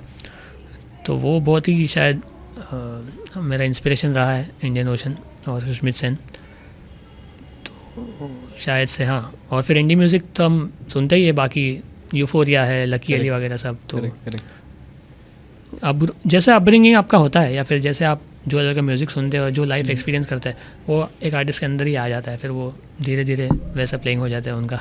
सो एक जो चीज़ आप कह रहे हैं, इसमें मुझे 2 चीज़ें समझ में आ रही है। एक तो आप किसी को देखते देखते उनके कुछ तो स्टाइल या कुछ तो एस्पेक्ट जो है वो अपनाने लग जाते हैं, आ ही जाता है बिल्कुल। एंड और कहीं ना कहीं जो आपने इससे पहले कहा कि आपको जो सिखाता है उसका भी आपके अंदर जो है वो स्टाइल आता जाता है, स्टाइल और पर्सनालिटी भी आ जाता है। मतलब जी जी जी। और जैसे मैंने कहा कि बहुत साल तक आफ्टर दीपक सर लेफ्ट, बहुत साल तक मुझे ऐसे गुरु ही नहीं मिला, प्रॉपर गुरु फिगर, बहुत साल तक कि कोई सिखाए ठीक से। फिर मैंने बीच में रमेश अय्यर करके पंचमदा के गिटारिस्ट है, रमेश सर, बहुत सीनियर, तो कांदिवली में लेते थे क्लास, वहाँ गया 2-3 महीने। लेकिन हम छोटे शहर में रहते डोंबिवली, यहाँ पे फ़ीस थी 400 रुपये, रमेश सर के पास तब फीस थी 3000 रुपीज़। कैसे देंगे हम? 2-3 महीने पैसे ख़त्म हो गए, घर आ गए फिर से, क्योंकि पता ही नहीं है बाहर क्या चल रहा है। डोंबिवली में 400 per month, twice a week, वहाँ पे once a week 3000 per month. 2-3 महीने हमने किया, लेकिन काफ़ी सीखने मिला उनसे, क्योंकि बहुत सीनियर थे, डायरेक्टली पंचमदा के गिटार्स, मतलब डायरेक्टली उन्होंने पीसेस बजाए हुए पंचमदा के, सागर वगैरह। तो ऐसे करते करते बहुत साल गए विदाउट एनी प्रॉपर गाइडेंस, कर रहे थे म्यूज़िक लेकिन ऐसे प्रॉपर गाइडेंस। उसके बाद अभी 6 साल पहले मनीष कुलकर्णी से मैं मिला, मनीष सर से, उसके बाद मेरी लाइफ चेंज हो गई ऐसे। मतलब ऐसे बोल सकते हैं कि पहले मैं गिटार बजाता था, अब मैं म्यूज़िक समझता हूँ, प्रॉपर म्यूज़िक बजा सकता हूँ। ऐसे गिटार और म्यूज़िक बहुत अलग अलग चीज़ है। उसके बाद जो मतलब कैसा होता है यहाँ पे एक फंडा प्रवीण के क्लासेस में आपको सिखा सकते हैं, लेकिन असली म्यूज़िक जो चल रहा है ना, असली स्टेज पे या रिहर्सल्स में या असली स्टूडियो में क्या चल रहा है, ये तो आपको कोई परफॉर्मिंग आर्टिस्ट ही बता सकता है, जो सच में परफॉर्म कर रहा है आज की डेट में। जी। तो ये जो इंसान है एकदम गॉड लाइक फिगर है मेरे लिए वो। तो वो असली आर्टिस्ट थे, तब उनके बहुत पीछे पड़ना पड़ा। वो एक तो सिखाते नहीं है, उनको सिखाना आता नहीं है, क्योंकि वो पहले दिन से कि मैं सिखा नहीं सकता आपको, मैं सिखाया नहीं कभी, मैं टीचर ही नहीं हूँ, आप मेरे साथ चल सकते हो सिर्फ। मतलब आप क्या चलता हूँ मैं, तो स्टूडियो में जा रहा हूँ, रिहर्सल्स में जा रहा हूँ, लाइव शोज़ में पीछे विंग में बैठा हूँ, खड़ा हूँ 7-7 8-8 घंटे। अभी आशा तय का लाइव शो है, बैक स्टेज में आपको कुर्सी नहीं देगा कोई बैठने, तो खड़ा है, आप खड़े रहना पड़ता है आपको लाइन में। लेकिन डायरेक्ट एक्सपोजर टू ऐसा सब मुझे बड़े आर्टिस्ट असली में कैसा हो रहा है लाइव, आज के डेट में क्या चल रहा है लाइव, ये आपको कोई क्लासेस का टीचर नहीं बताएगा, ये आपको कोई परफॉर्मिंग आर्टिस्ट ही बता पाएगा। एग्जैक्टली। तो गिटार तो मैं शायद अभी 19-20 साल से बजा रहा हूँ, लेकिन म्यूज़िक 6 साल से मैं जो सीखा हूँ वो 20 साल में भी उतना नहीं सीखा। जैसे मैं मतलब गाना कैसे बनता है स्टार्ट टू एंड, क्या क्या कर सकते हैं उसमें, वो सब मैंने सर के साथ सीखा। इंस्ट्रूमेंट्स अलग अलग कैसे, कहीं सीखा नहीं हूँ मैं ये सब, लेकिन मैं लेयरिंग करके गाना बना सकता हूँ या फिर सिस्टम में उसको यूज़ कर सकता हूँ। तो सब एक ही इंसान की वजह से मैं सीख पाया हूँ अभी। मतलब यही बोलूँगा कि परफॉर्मिंग आर्टिस्ट अगर बनना है तो परफॉर्मिंग आर्टिस्ट आपको सिखा सकता है, क्लासेस में नहीं सिखा। क्लासेस में आपको पता चल सकता है कि ये स्केल है, टेक्निकल एस्पेक्ट्स। और जो आप बोल रहे ग्रेस या फील, ये कैसे आएगा आपको? फील कोई थोड़ी सिखा सकता है कि ऐसे बजाओ, वो तो आप देख के सीखोगे या फील करके सीखोगे ना। अभी बड़े कॉन्सर्ट में कोई बड़ा गिटारिस्ट कितने फील से बजा रहे हैं ये आपके अंदर आ जाएगा, क्लास में थोड़ी आपको पता चलेगा कि ये फील है। या फिर इंटरनेट पे आपको, अगर आप सीख रहे हैं इंटरनेट से, मतलब कुछ मैं अगेंस्ट नहीं हूँ, बहुत नॉलेज है, वास्ट नॉलेज है, मैं भी रेफ़र करता हूँ, लेकिन अगर आप गलत हो गए तो पीसी से कोई तो आपको बताएगा कि ये गलत है, कोई नहीं बताता ना।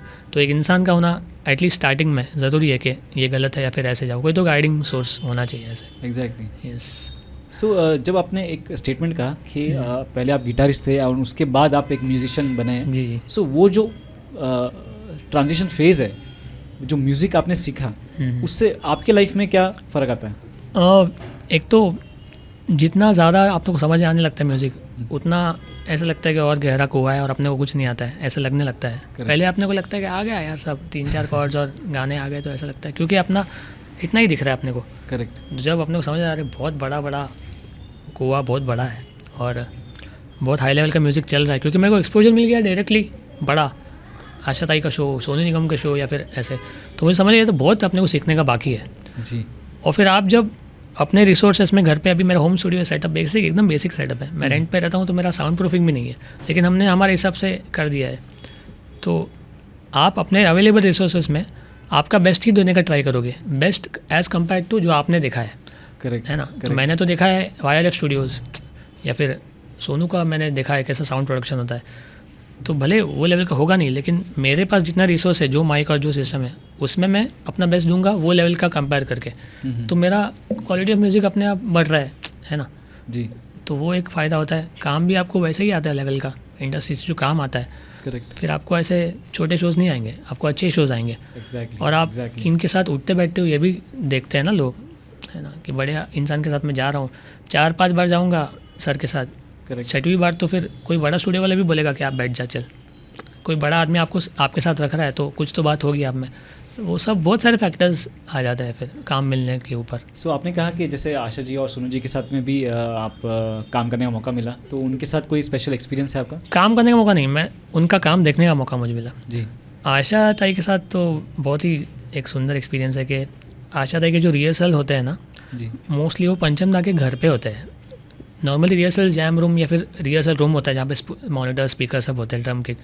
तो आशा ताई का ये रिक्वेस्ट कभी कभी होता है कि पंचम के घर पे करो, वहाँ पे पंचम है ऐसे।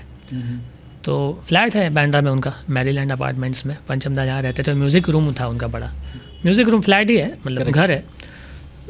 तो सर ले गए मुझे, 2 रिहर्सल्स था, ले गए अभी, लेकिन हम बजा तो नहीं रहे, हम तो बैठे हैं तो हम चुपचाप बैठना है। और तो पूरा रिहर्सल देखा और उन जहाँ पे असली म्यूज़िक बनता था पंचम दा का, आईडी बर्मन का, वो सब देखा। उनका पेटी वेटी उनके अवार्ड सब वहीं पे अब तक वैसे ही रखा हुआ है प्रिजर्व करके।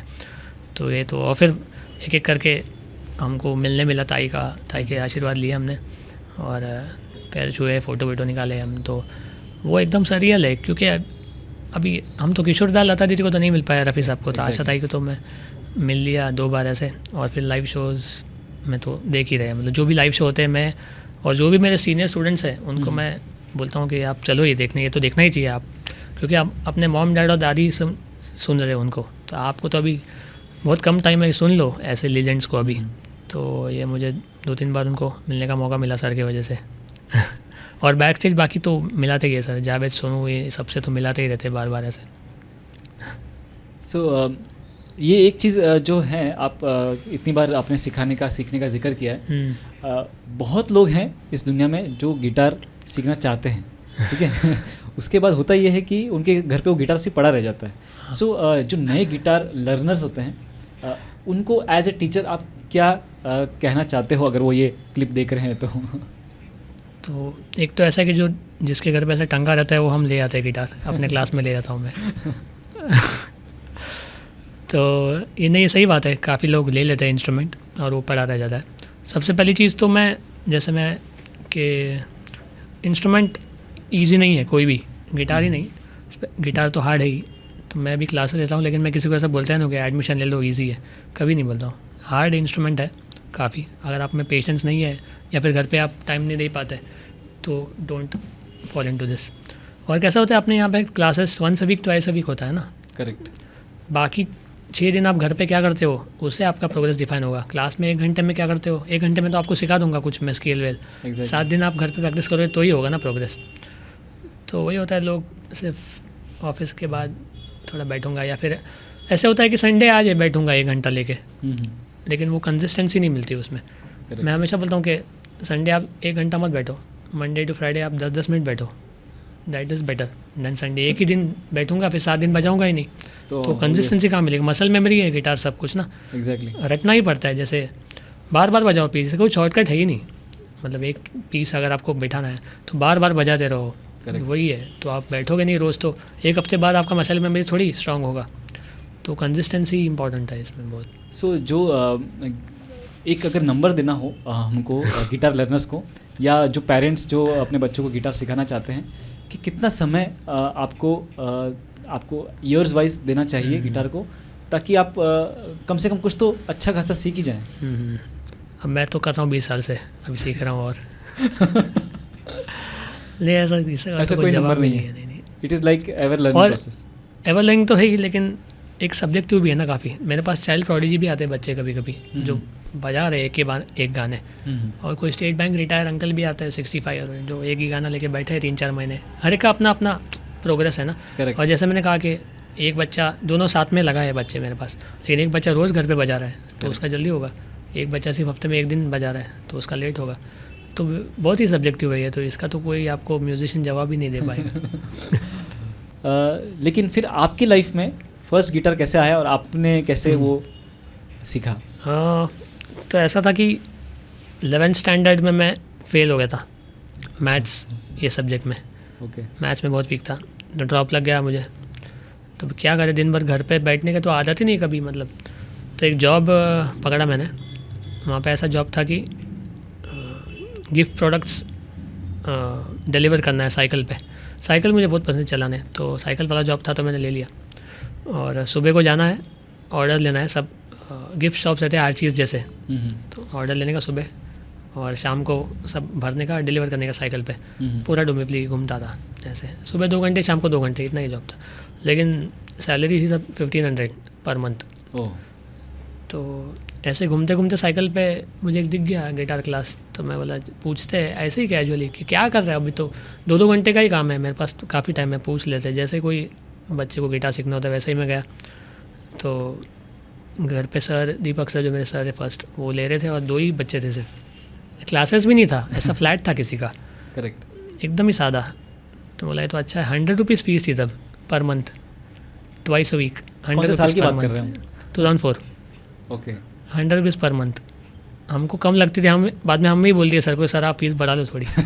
एकदम देवता मानुस थे मेरे सर, दीपक सर। तो उधर मैं लग गया, ट्वाइस अ वीक जाता था। तो मैं बहुत ही एवरेज स्टूडेंट रहा हूँ एकेडमिक्स में, एवरेज मतलब कम भी नहीं लेकिन ज़्यादा भी नहीं, मेरे सब दोस्त या तो कम हो गया तो ज़्यादा। तो 1 महीने के अंदर मुझे ये समझ में आ गया कि ये चीज़ में मैं अबव एवरेज हूँ, तो इसको पकड़ के रखते हैं हम, इतना ही समझ आ रहा था, बाकी नहीं। और फिर जो भी गाने सर दे रहे थे वो मैं कर देता था क्लास में बैठे बैठे। और फिर वो सैलरी जब आई फर्स्ट 1500, तो उसका मुझे लेना था गिटार, लेकिन नया गिटार था 3000 का तब। ओके, तो मैंने ढूंढा सेकेंड हैंड गिटार एक, और 1500 का मैंने सेकेंड हैंड गिटार ले लिया। उसके बाद सब गाने जल्दी जल्दी हो गए, सर की बुक ख़त्म हो गई कि अभी इसको क्या गाने दूँ। फिर सर मेरे शोज़ करते थे लाइव तभी भी काफ़ी। तो एक बार ऐसे हुआ कि क्लास में स्टूडेंट्स कम ही थे, सर के 3-4 लोग थे और मैं सीनियर था। ऐसा हुआ कि सर बोले मुझे शो में जाना है, लेकिन आज क्लास भी है तो तू क्लास ले आज। तो ऐसा अपने को प्राइड लगता है, अरे सर ने बोला है क्लास लेने, हालांकि एज वाइज मुझसे बड़े भी होंगे लोग, लेकिन सीनियर था मैं बजाने में। तो वैसे हो गया शुरू कि अब सर नहीं है तो मैं क्लास ले रहा हूँ। करेक्ट, फिर धीरे धीरे सर शोज़ में ले जाने लगे, तभी एम्पलीफायर कैरी करना पड़ता था खुद का वो टाइम पर। करेक्ट, तो सर का एम्प मैं कैरी करता हूँ, सब शोज़ पे उनके साथ घूम रहा हूँ, ऐसे स्टार्ट हुई जर्नी। 5-6 साल तो उनके पास मैंने ऐसे सीखा जाकर घर पे। मतलब वो ऐसे थे कि जितना उनके पास है उतना पूरा दे देते थे। जैसे मैं बता रहा हूँ, टीचर का डेफिनेशन मेरे लिए ये है कि ऐसे नहीं कि आप बहुत ही बड़े दिग्गज होने चाहिए टीचर होने के लिए। आपको अगर 4 गाने भी आते हैं और आपने मुझे 4 गाने सिखा दिए तो आप तो मेरे टीचर ही हो ना। करेक्ट। तो वैसे दीपक सर ने जितना उनको आता था सब दे दिया मेरे को तभी। तो बहुत ही जल्दी वो चले गए, लेकिन बहुत कुछ सिखाया हमने। तो ऐसे स्टार्ट हो गया मेरा फर्स्ट गिटार।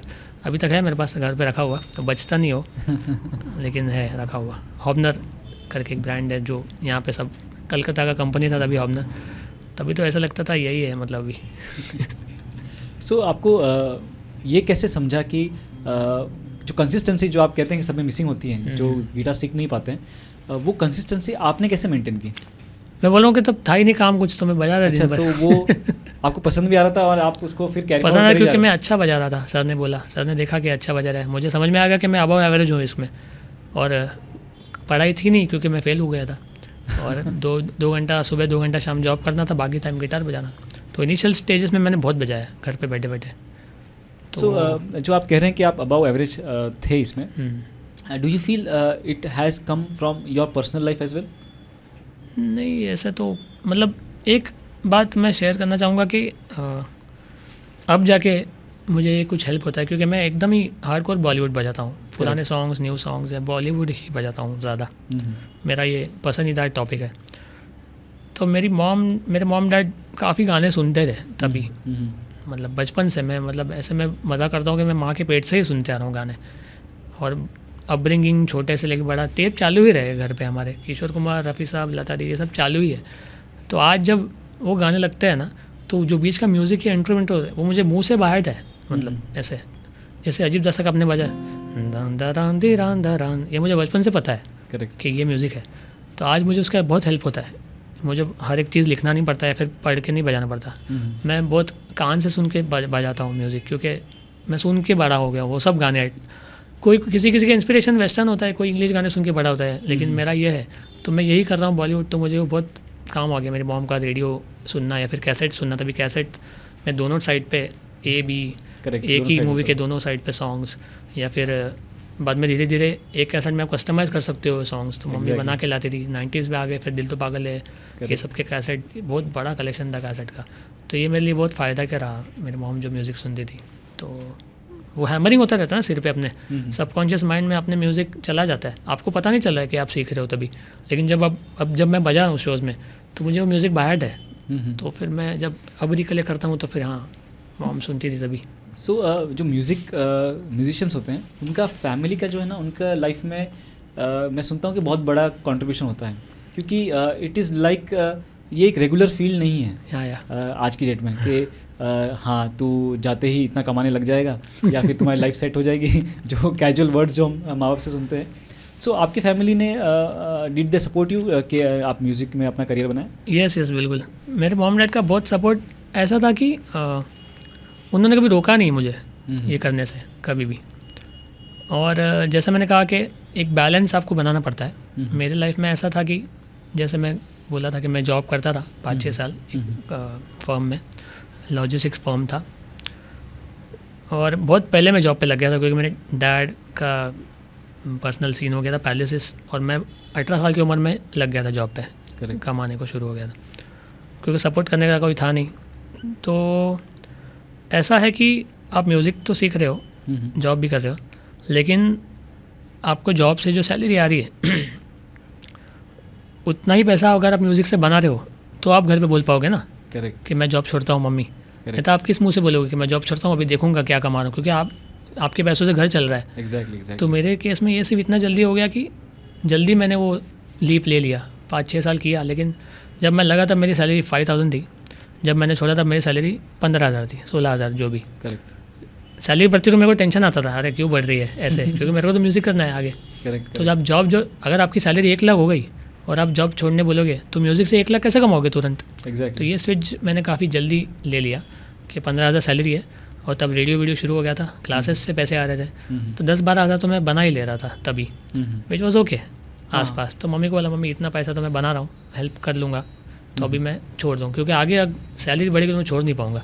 तो ये रिस्क मैंने बहुत जल्दी ले लिया, क्योंकि कितना भी आप बोलो पैशन है, ये है, पैसे तो कमाने ही पड़ते हैं, घर चलाना पड़ता है आपको, और आपके सिर पे है सब कुछ। तो मैं बड़ा बेटा था तभी तो मेरे सिर पे थी, मैं और मॉम मैनेज करते थे कैसे भी करके। तो वो जो बैलेंस है वो मैंने किया, रेडियो हेल्प हो गया और क्लासेस से काफ़ी हेल्प हुआ, तो उतना पैसा मैंने यहाँ से दे दिए फिर, और फिर धीरे धीरे बढ़ गया सब इनकम। आपको देखकर आपके भाई ने कभी ये अडैप्ट करने की कोशिश नहीं की कि वो भी म्यूज़िक में आए? नहीं, वो अलग ही फील्ड उसने पकड़ ली धीरे धीरे। मैंने उनके भी वीडियोस देखे जहाँ पे वो ऐसे जैम कर रहे हैं एंड आज की डेट में एक म्यूजिशियन का लाइफ में ना earning is always a factor जो लोग जज करते हैं एंड इसलिए मैं भी पूछता हूँ जितने भी मैं म्यूजिशियन से मिलता हूँ कि how is the earning in music and क्या हम आज भी जो लोग सीख रहे हैं वो उसको एज अ करियर हम ले सकते हैं? एक तो ऐसा है कि मतलब मेरा पर्सनल एक्सपीरियंस ऐसा है कि सब कुछ ना लेट ही मिलता है म्यूजिशियंस को, तो आपका माइंड का उतना तैयारी होना चाहिए। आपके दोस्त इंजीनियर डॉक्टर बन के घर और गाड़ी ले लेंगे, आप रेंट पे ही रहते रहोगे और 10 साल तक, लेकिन ये मेंटल तैयारी आपका रहना चाहिए कि this is not my priority, my priority is travelling, playing music, making good music. ये अगर आपका क्लियर है तो आप डिस्टर्ब नहीं होगे, वरना आप डिस्टर्ब हो जाओगे बहुत। अगर मेंटली अगर आप कंपेयर करो, अरे मेरा दोस्त मेरे साथ था, उसने घर ले लिया 2 BHK या फिर उसने गाड़ी ले ली बड़ी, अपन तो बाइक ही चला रहे, अगर माइंडसेट होगा तो आप नहीं कर पाओगे, क्योंकि अपना 9 to 5 जॉब नहीं है ना, अपना mind should be free to make music या फिर टू प्ले म्यूज़िक। दूसरा ऐसा है कि ये टैलेंट वाला फील्ड है ना, ऐसे नहीं कि मैंने आपको लगा दिया चल यहाँ पे जाके बजा ले, एक बार मैं आपको भेज पाऊँगा कहीं पे, लेकिन आपने अच्छा नहीं बजाया तो दूसरी बार आपको बुलाएगा नहीं कोई प्ले करने के लिए। करेक्ट। तो every day you have to keep proving yourself, every day, मतलब कल से बेटर आज से बेटर टुमारो, और you have to keep updating your gear, guitar skills. ये रोज़ आपको नया क्या है हमारे, आप जो अगर पुराने हो गए आप तो आप, क्योंकि आज के डेट में पहले ऐसा नहीं था, पहले गिन के 4 गिटारिस्ट आपको, 4 सिंगर, लता दीदी, किशोर दा, 4 सिंगर, 4 गिटारिस्ट, 4 ऐसे लिमिटेड ऑप्शंस है ना। आजकल आप एक तो टैलेंट कितना है, बच्चे लोग डांस म्यूज़िक सब करते हैं, तो कट थ्रोट कंपटीशन है मार्केट में। आप क्या नया दोगे कि आपको कोई ले जाएगा टूर पे? मतलब मैं एग्जांपल देता हूँ हमेशा कि कोई बोलता है अरे अरिजीत सिंह के साथ बजाया नहीं आपने उनके बैंड में जाओ, अरे ऐसे जाओ मतलब वो क्या खुला रखा उसने दरवाज़ा में चले जाओ। अरिजीत सिंह का जो मेन गिटारिस्ट है, उसके बाद उसका एक गिटारिस्ट होगा फॉल बैक, उसके बाद उसका तीसरा फॉल बैक गिटारिस्ट होगा। करेक्ट। आप कैसे पहुँचोगे अरिजीत सिंह के पास? ऐसे थोड़ी कंट्री का सबसे बड़ा सिंगर है यार, कोई भी जाके उसके साथ बजा लेगा, ऐसा नहीं होता है। तो आप क्या अलग दे रहे हो रोज़ वो लैडर क्लाइंब करने के लिए कि आपका गियर अपग्रेडेड है, आपका गिटार ज़बरदस्त है, आपका प्लेइंग थोड़ा सा अलग है इससे, या तो आप 2 इंस्ट्रूमेंट बजाते हो एक साथ, कुछ तो आपका सेलिंग फैक्टर होना चाहिए ना। टैलेंट रोज़ आपको दिखाना है अपग्रेड रहने में ये इंडस्ट्री। लेकिन ये दिखाना कैसे, जैसे आपने बताया कि अरिजीत सिंह तक पहुँचोगे कैसे, तो अगर किसी को पहुँचना है तो क्या करना पड़े उसको? तो हमारा ओल्ड स्कूल था तो ये है कि आप अच्छा बजाते रहो और धीरे धीरे, मैं सिर्फ अच्छा बजाते रहो, मतलब आप और धीरे धीरे पहुंच जाओगे। लेकिन आज के डेट में बहुत ऑप्शंस ओपन है, आज के डेट में सोशल मीडिया है, आप टैलेंट दिखाओगे कहाँ पे?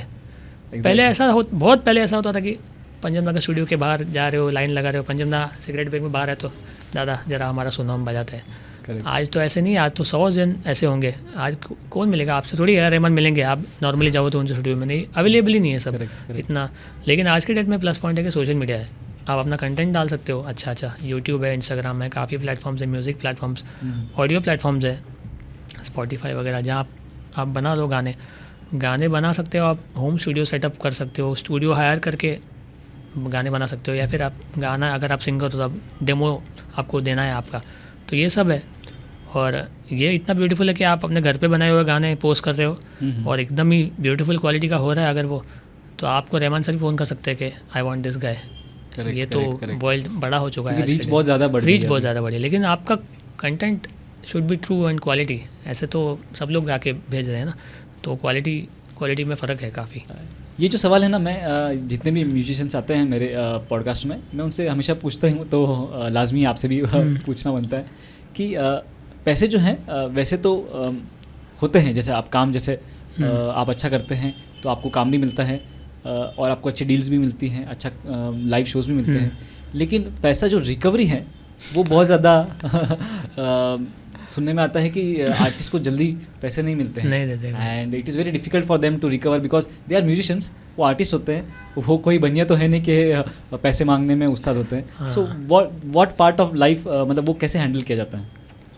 तो ये 90% म्यूजिशियंस तो मांग नहीं सकते, ये उनका काम ही नहीं है, ऐसा उनको लगता है। करेक्ट। हम सिर्फ म्यूज़िक बजाएंगे, डील करने आता नहीं है पैसों का। जिनके मैनेजर्स हैं उन लोग करते हैं, जिनके मैनेजर्स नहीं उनके पैसे डूब जाते हैं। 90% यही होता है, क्योंकि जितना मैंने देखा है, जितना बड़ा कंपनी उतना पैसा लेट, या तो नहीं आएगा पैसा, ऐसा भी काफ़ी होता है। आपके साथ ऐसा कितनी बार हुआ है? हाँ हुआ है, काफ़ी हुआ है। एक दो बारी तो हुआ ऐसा, और ऐसा है कि मैं थोड़े सोशल मीडिया पे फॉलोअर्स थे तो मैं बच गया कि मैं ये बोल सकता हूँ कि मैं डाल दूँगा फिर सोशल मीडिया पे आपका जो भी है वो, क्योंकि 3 महीने हो गए, 6 महीने हो गए, आपका ऑफिशियल जो पीरियड है सपोज 3 महीने है, तो आप 4 महीने रुकोगे ना, 8 महीने थोड़ी रुकोगे पैसे। और अपना हार्ड अर्न में नहीं है यार, मतलब कॉन्ट्रैक्ट है अपने पास, और आप थोड़ी यार कोर्ट वोट में जाओगे या फिर क्या करो, आपके पास थोड़ी टाइम है, आप रोज़ कुछ अलग कर रहे हो, टाइम केस बेस थोड़ी करोगे। तो एक बार हुआ था एक कंपनी के साथ, काफ़ी फेमस म्यूज़िक कंपनी है, बहुत टाइम अटका था और कर लेंगे, मैंने डाल दिया स्टेटस ऐसे इंस्टाग्राम पे, तो तुरंत तीसरा मिनट पे फ़ोन आ गया कि निकाल दो, अभी कर रहे हैं। तो मेरे साथ ऐसा एक बार हुआ है। बाकी बेचारे जो अटक गए, जो कुछ नहीं कर सकते वो नहीं कर सकते, हाथ पे हाथ धरे ही बैठे रहते हैं, नहीं कर सकते। सो सोशल मीडिया की बहुत बार जिक्र हुआ है। हाँ, ऐसा समझ में आ रहा है पूरे कन्वर्सेशन से, social media is very important. So आपने इंस्टाग्राम कब से शुरू किया? कोविड के बाद से ही मोस्टली मैं करने लगा हूँ, क्योंकि मतलब दोनों भी साइड है उसके कि, लेकिन मेरे सर हमेशा बोलते हैं कि सदुपयोग करने का, अपन हर एक चीज़ के दोनों साइड होंगे ना। ऐसे तो पावरफुल भी काफ़ी टूल है, जैसे मैंने बताया ये पावर भी था, और रीच भी काफ़ी अच्छी है। मतलब ऐसा नहीं है कि कोई एक आँख मार के भी फेमस हो रहा है और कोई नहीं भी हो रहा है तो नहीं हो रहा, लेकिन at least you have an opportunity कि आपका कंटेंट आप पब्लिक डोमेन में डाल पा रहे हो। कौन देखे नहीं देखे वो अलग बात है, आप किसको भेज पा रहे हो, या फिर असली में अगर आपके म्यूज़िक में ताकत है तो वो पहुँच ही जाएगा कहीं पे लोगों में, ये तो पहुँच जाता है irrespective of algorithm, word of mouth से पहुँच जाएगा। या फिर काफ़ी अच्छे प्लेटफॉर्म्स हैं अपने पास अभी, इंस्टाग्राम, यूट्यूब और भी काफ़ी ऑडियो प्लेटफॉर्म्स जहाँ पे आप अपना काम डाल सकते हो एज ए म्यूजिशियन, और अगर आपका काम अच्छा है और लोगों को अच्छा लगे तो आपको काम आता है वहाँ से। मुझे तो काफ़ी काम आता है इंस्टाग्राम या इससे, लाइव शोज़ भी आते हैं, इंक्वायरीज आते हैं, स्टूडेंट्स आते हैं क्लासेस से, तो अच्छे प्लेटफॉर्म्स है। और जैसे मैंने बोला कि सदुपयोग कर सकते हैं हम सोशल मीडिया का, करना ही चाहिए। आपने ऐसे कितने वीडियोस बना लिए थे उसके बाद आपको रिकॉग्निशन मिलना चालू हुआ था? नहीं, ऐसा कुछ नहीं है, अचानक कोई एक वीडियो वायरल हो जाता है, वो तो अपने हाथ में नहीं रहता है। तो एक वीडियो जिसके ज़्यादा व्यूज़ हो जाते हैं उसके बाद आपको फॉलोअर्स वो तो नंबर गेम तो कभी ख़त्म नहीं होता है उसमें मैं बिलीव नहीं करता हूँ, लेकिन उससे काम तो आता है। सो जब इतने ज़्यादा काम भी मिलते हैं तो कुछ अच्छे एक्सपीरियंस भी होते होंगे आपके पूरे जर्नी में। सो ऐसे कुछ अच्छे एक्सपीरियंस आपके या फ़नी मोमेंट्स? फ़नी मोमेंट्स तो काफ़ी रेडियो पे होते रहते थे हमारे। एक बार ऐसा हुआ कि हम कभी कभी कोई सिंगर्स रेडियो स्टेशन आते हैं और कभी कभी हमको सिंगर्स के स्टूडियो जाना पड़ता है। करेक्ट। प्रोड्यूसर, आरजे और जो भी गिटारिस्ट 2-3 जन। तो ऐसे एक बार हम लोग कैलाश जी के स्टूडियो गए, कैलाश के, और वो जानते थे, पहले 2-3 बार आए थे तो जानते थे नाम से कि पुनीत गिटार बजाता है। तो हम गए, बहुत ही ब्यूटीफुल सा घर था। तो जब उन्होंने मुझे देखा तो स्टूडियो में, कैलाश स्टूडियो नाम है, तो देखा तो बोलने अरे पुनीत आया आज तो यार, एकदम खुश हो गए। बोला क्या हुआ? तो बोलते आप, और सब इंटरव्यू का तैयारी करके हम गए कि इनके स्टूडियो में सेटअप करके इंटरव्यू लेने वाले। तो कैलाश जी अलग ही मूड में थे, वो कह रहे कि चलो आज घर चले, पुनीत को घर ले जाते हैं हम, और मेरे बेटे का गिटार है वो ट्यून करना है पुनीत, तो घर पे ही करेंगे सब कुछ। तो सब रेडियो वाले मुझे देखने लगे क्या चल रहा है इनका।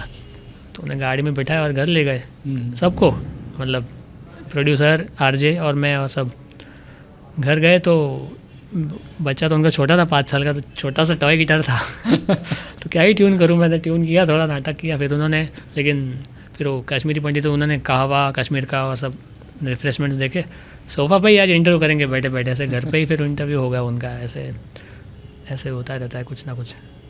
आज के सेशन को एंड करने से पहले पहली बात तो thank you so much for coming here and enlightening अस। बहुत सारी चीज़ों के बारे में आपने हमें बताया। लेकिन एक चीज़ जो हम एंड करेंगे कि आपका कोई भी ऐसा फेवरेट गाना जो आप अपने लिए बजाते हैं गिटार पे, अपने पर्सनल स्पेस पे, हम वो सुनना चाहेंगे।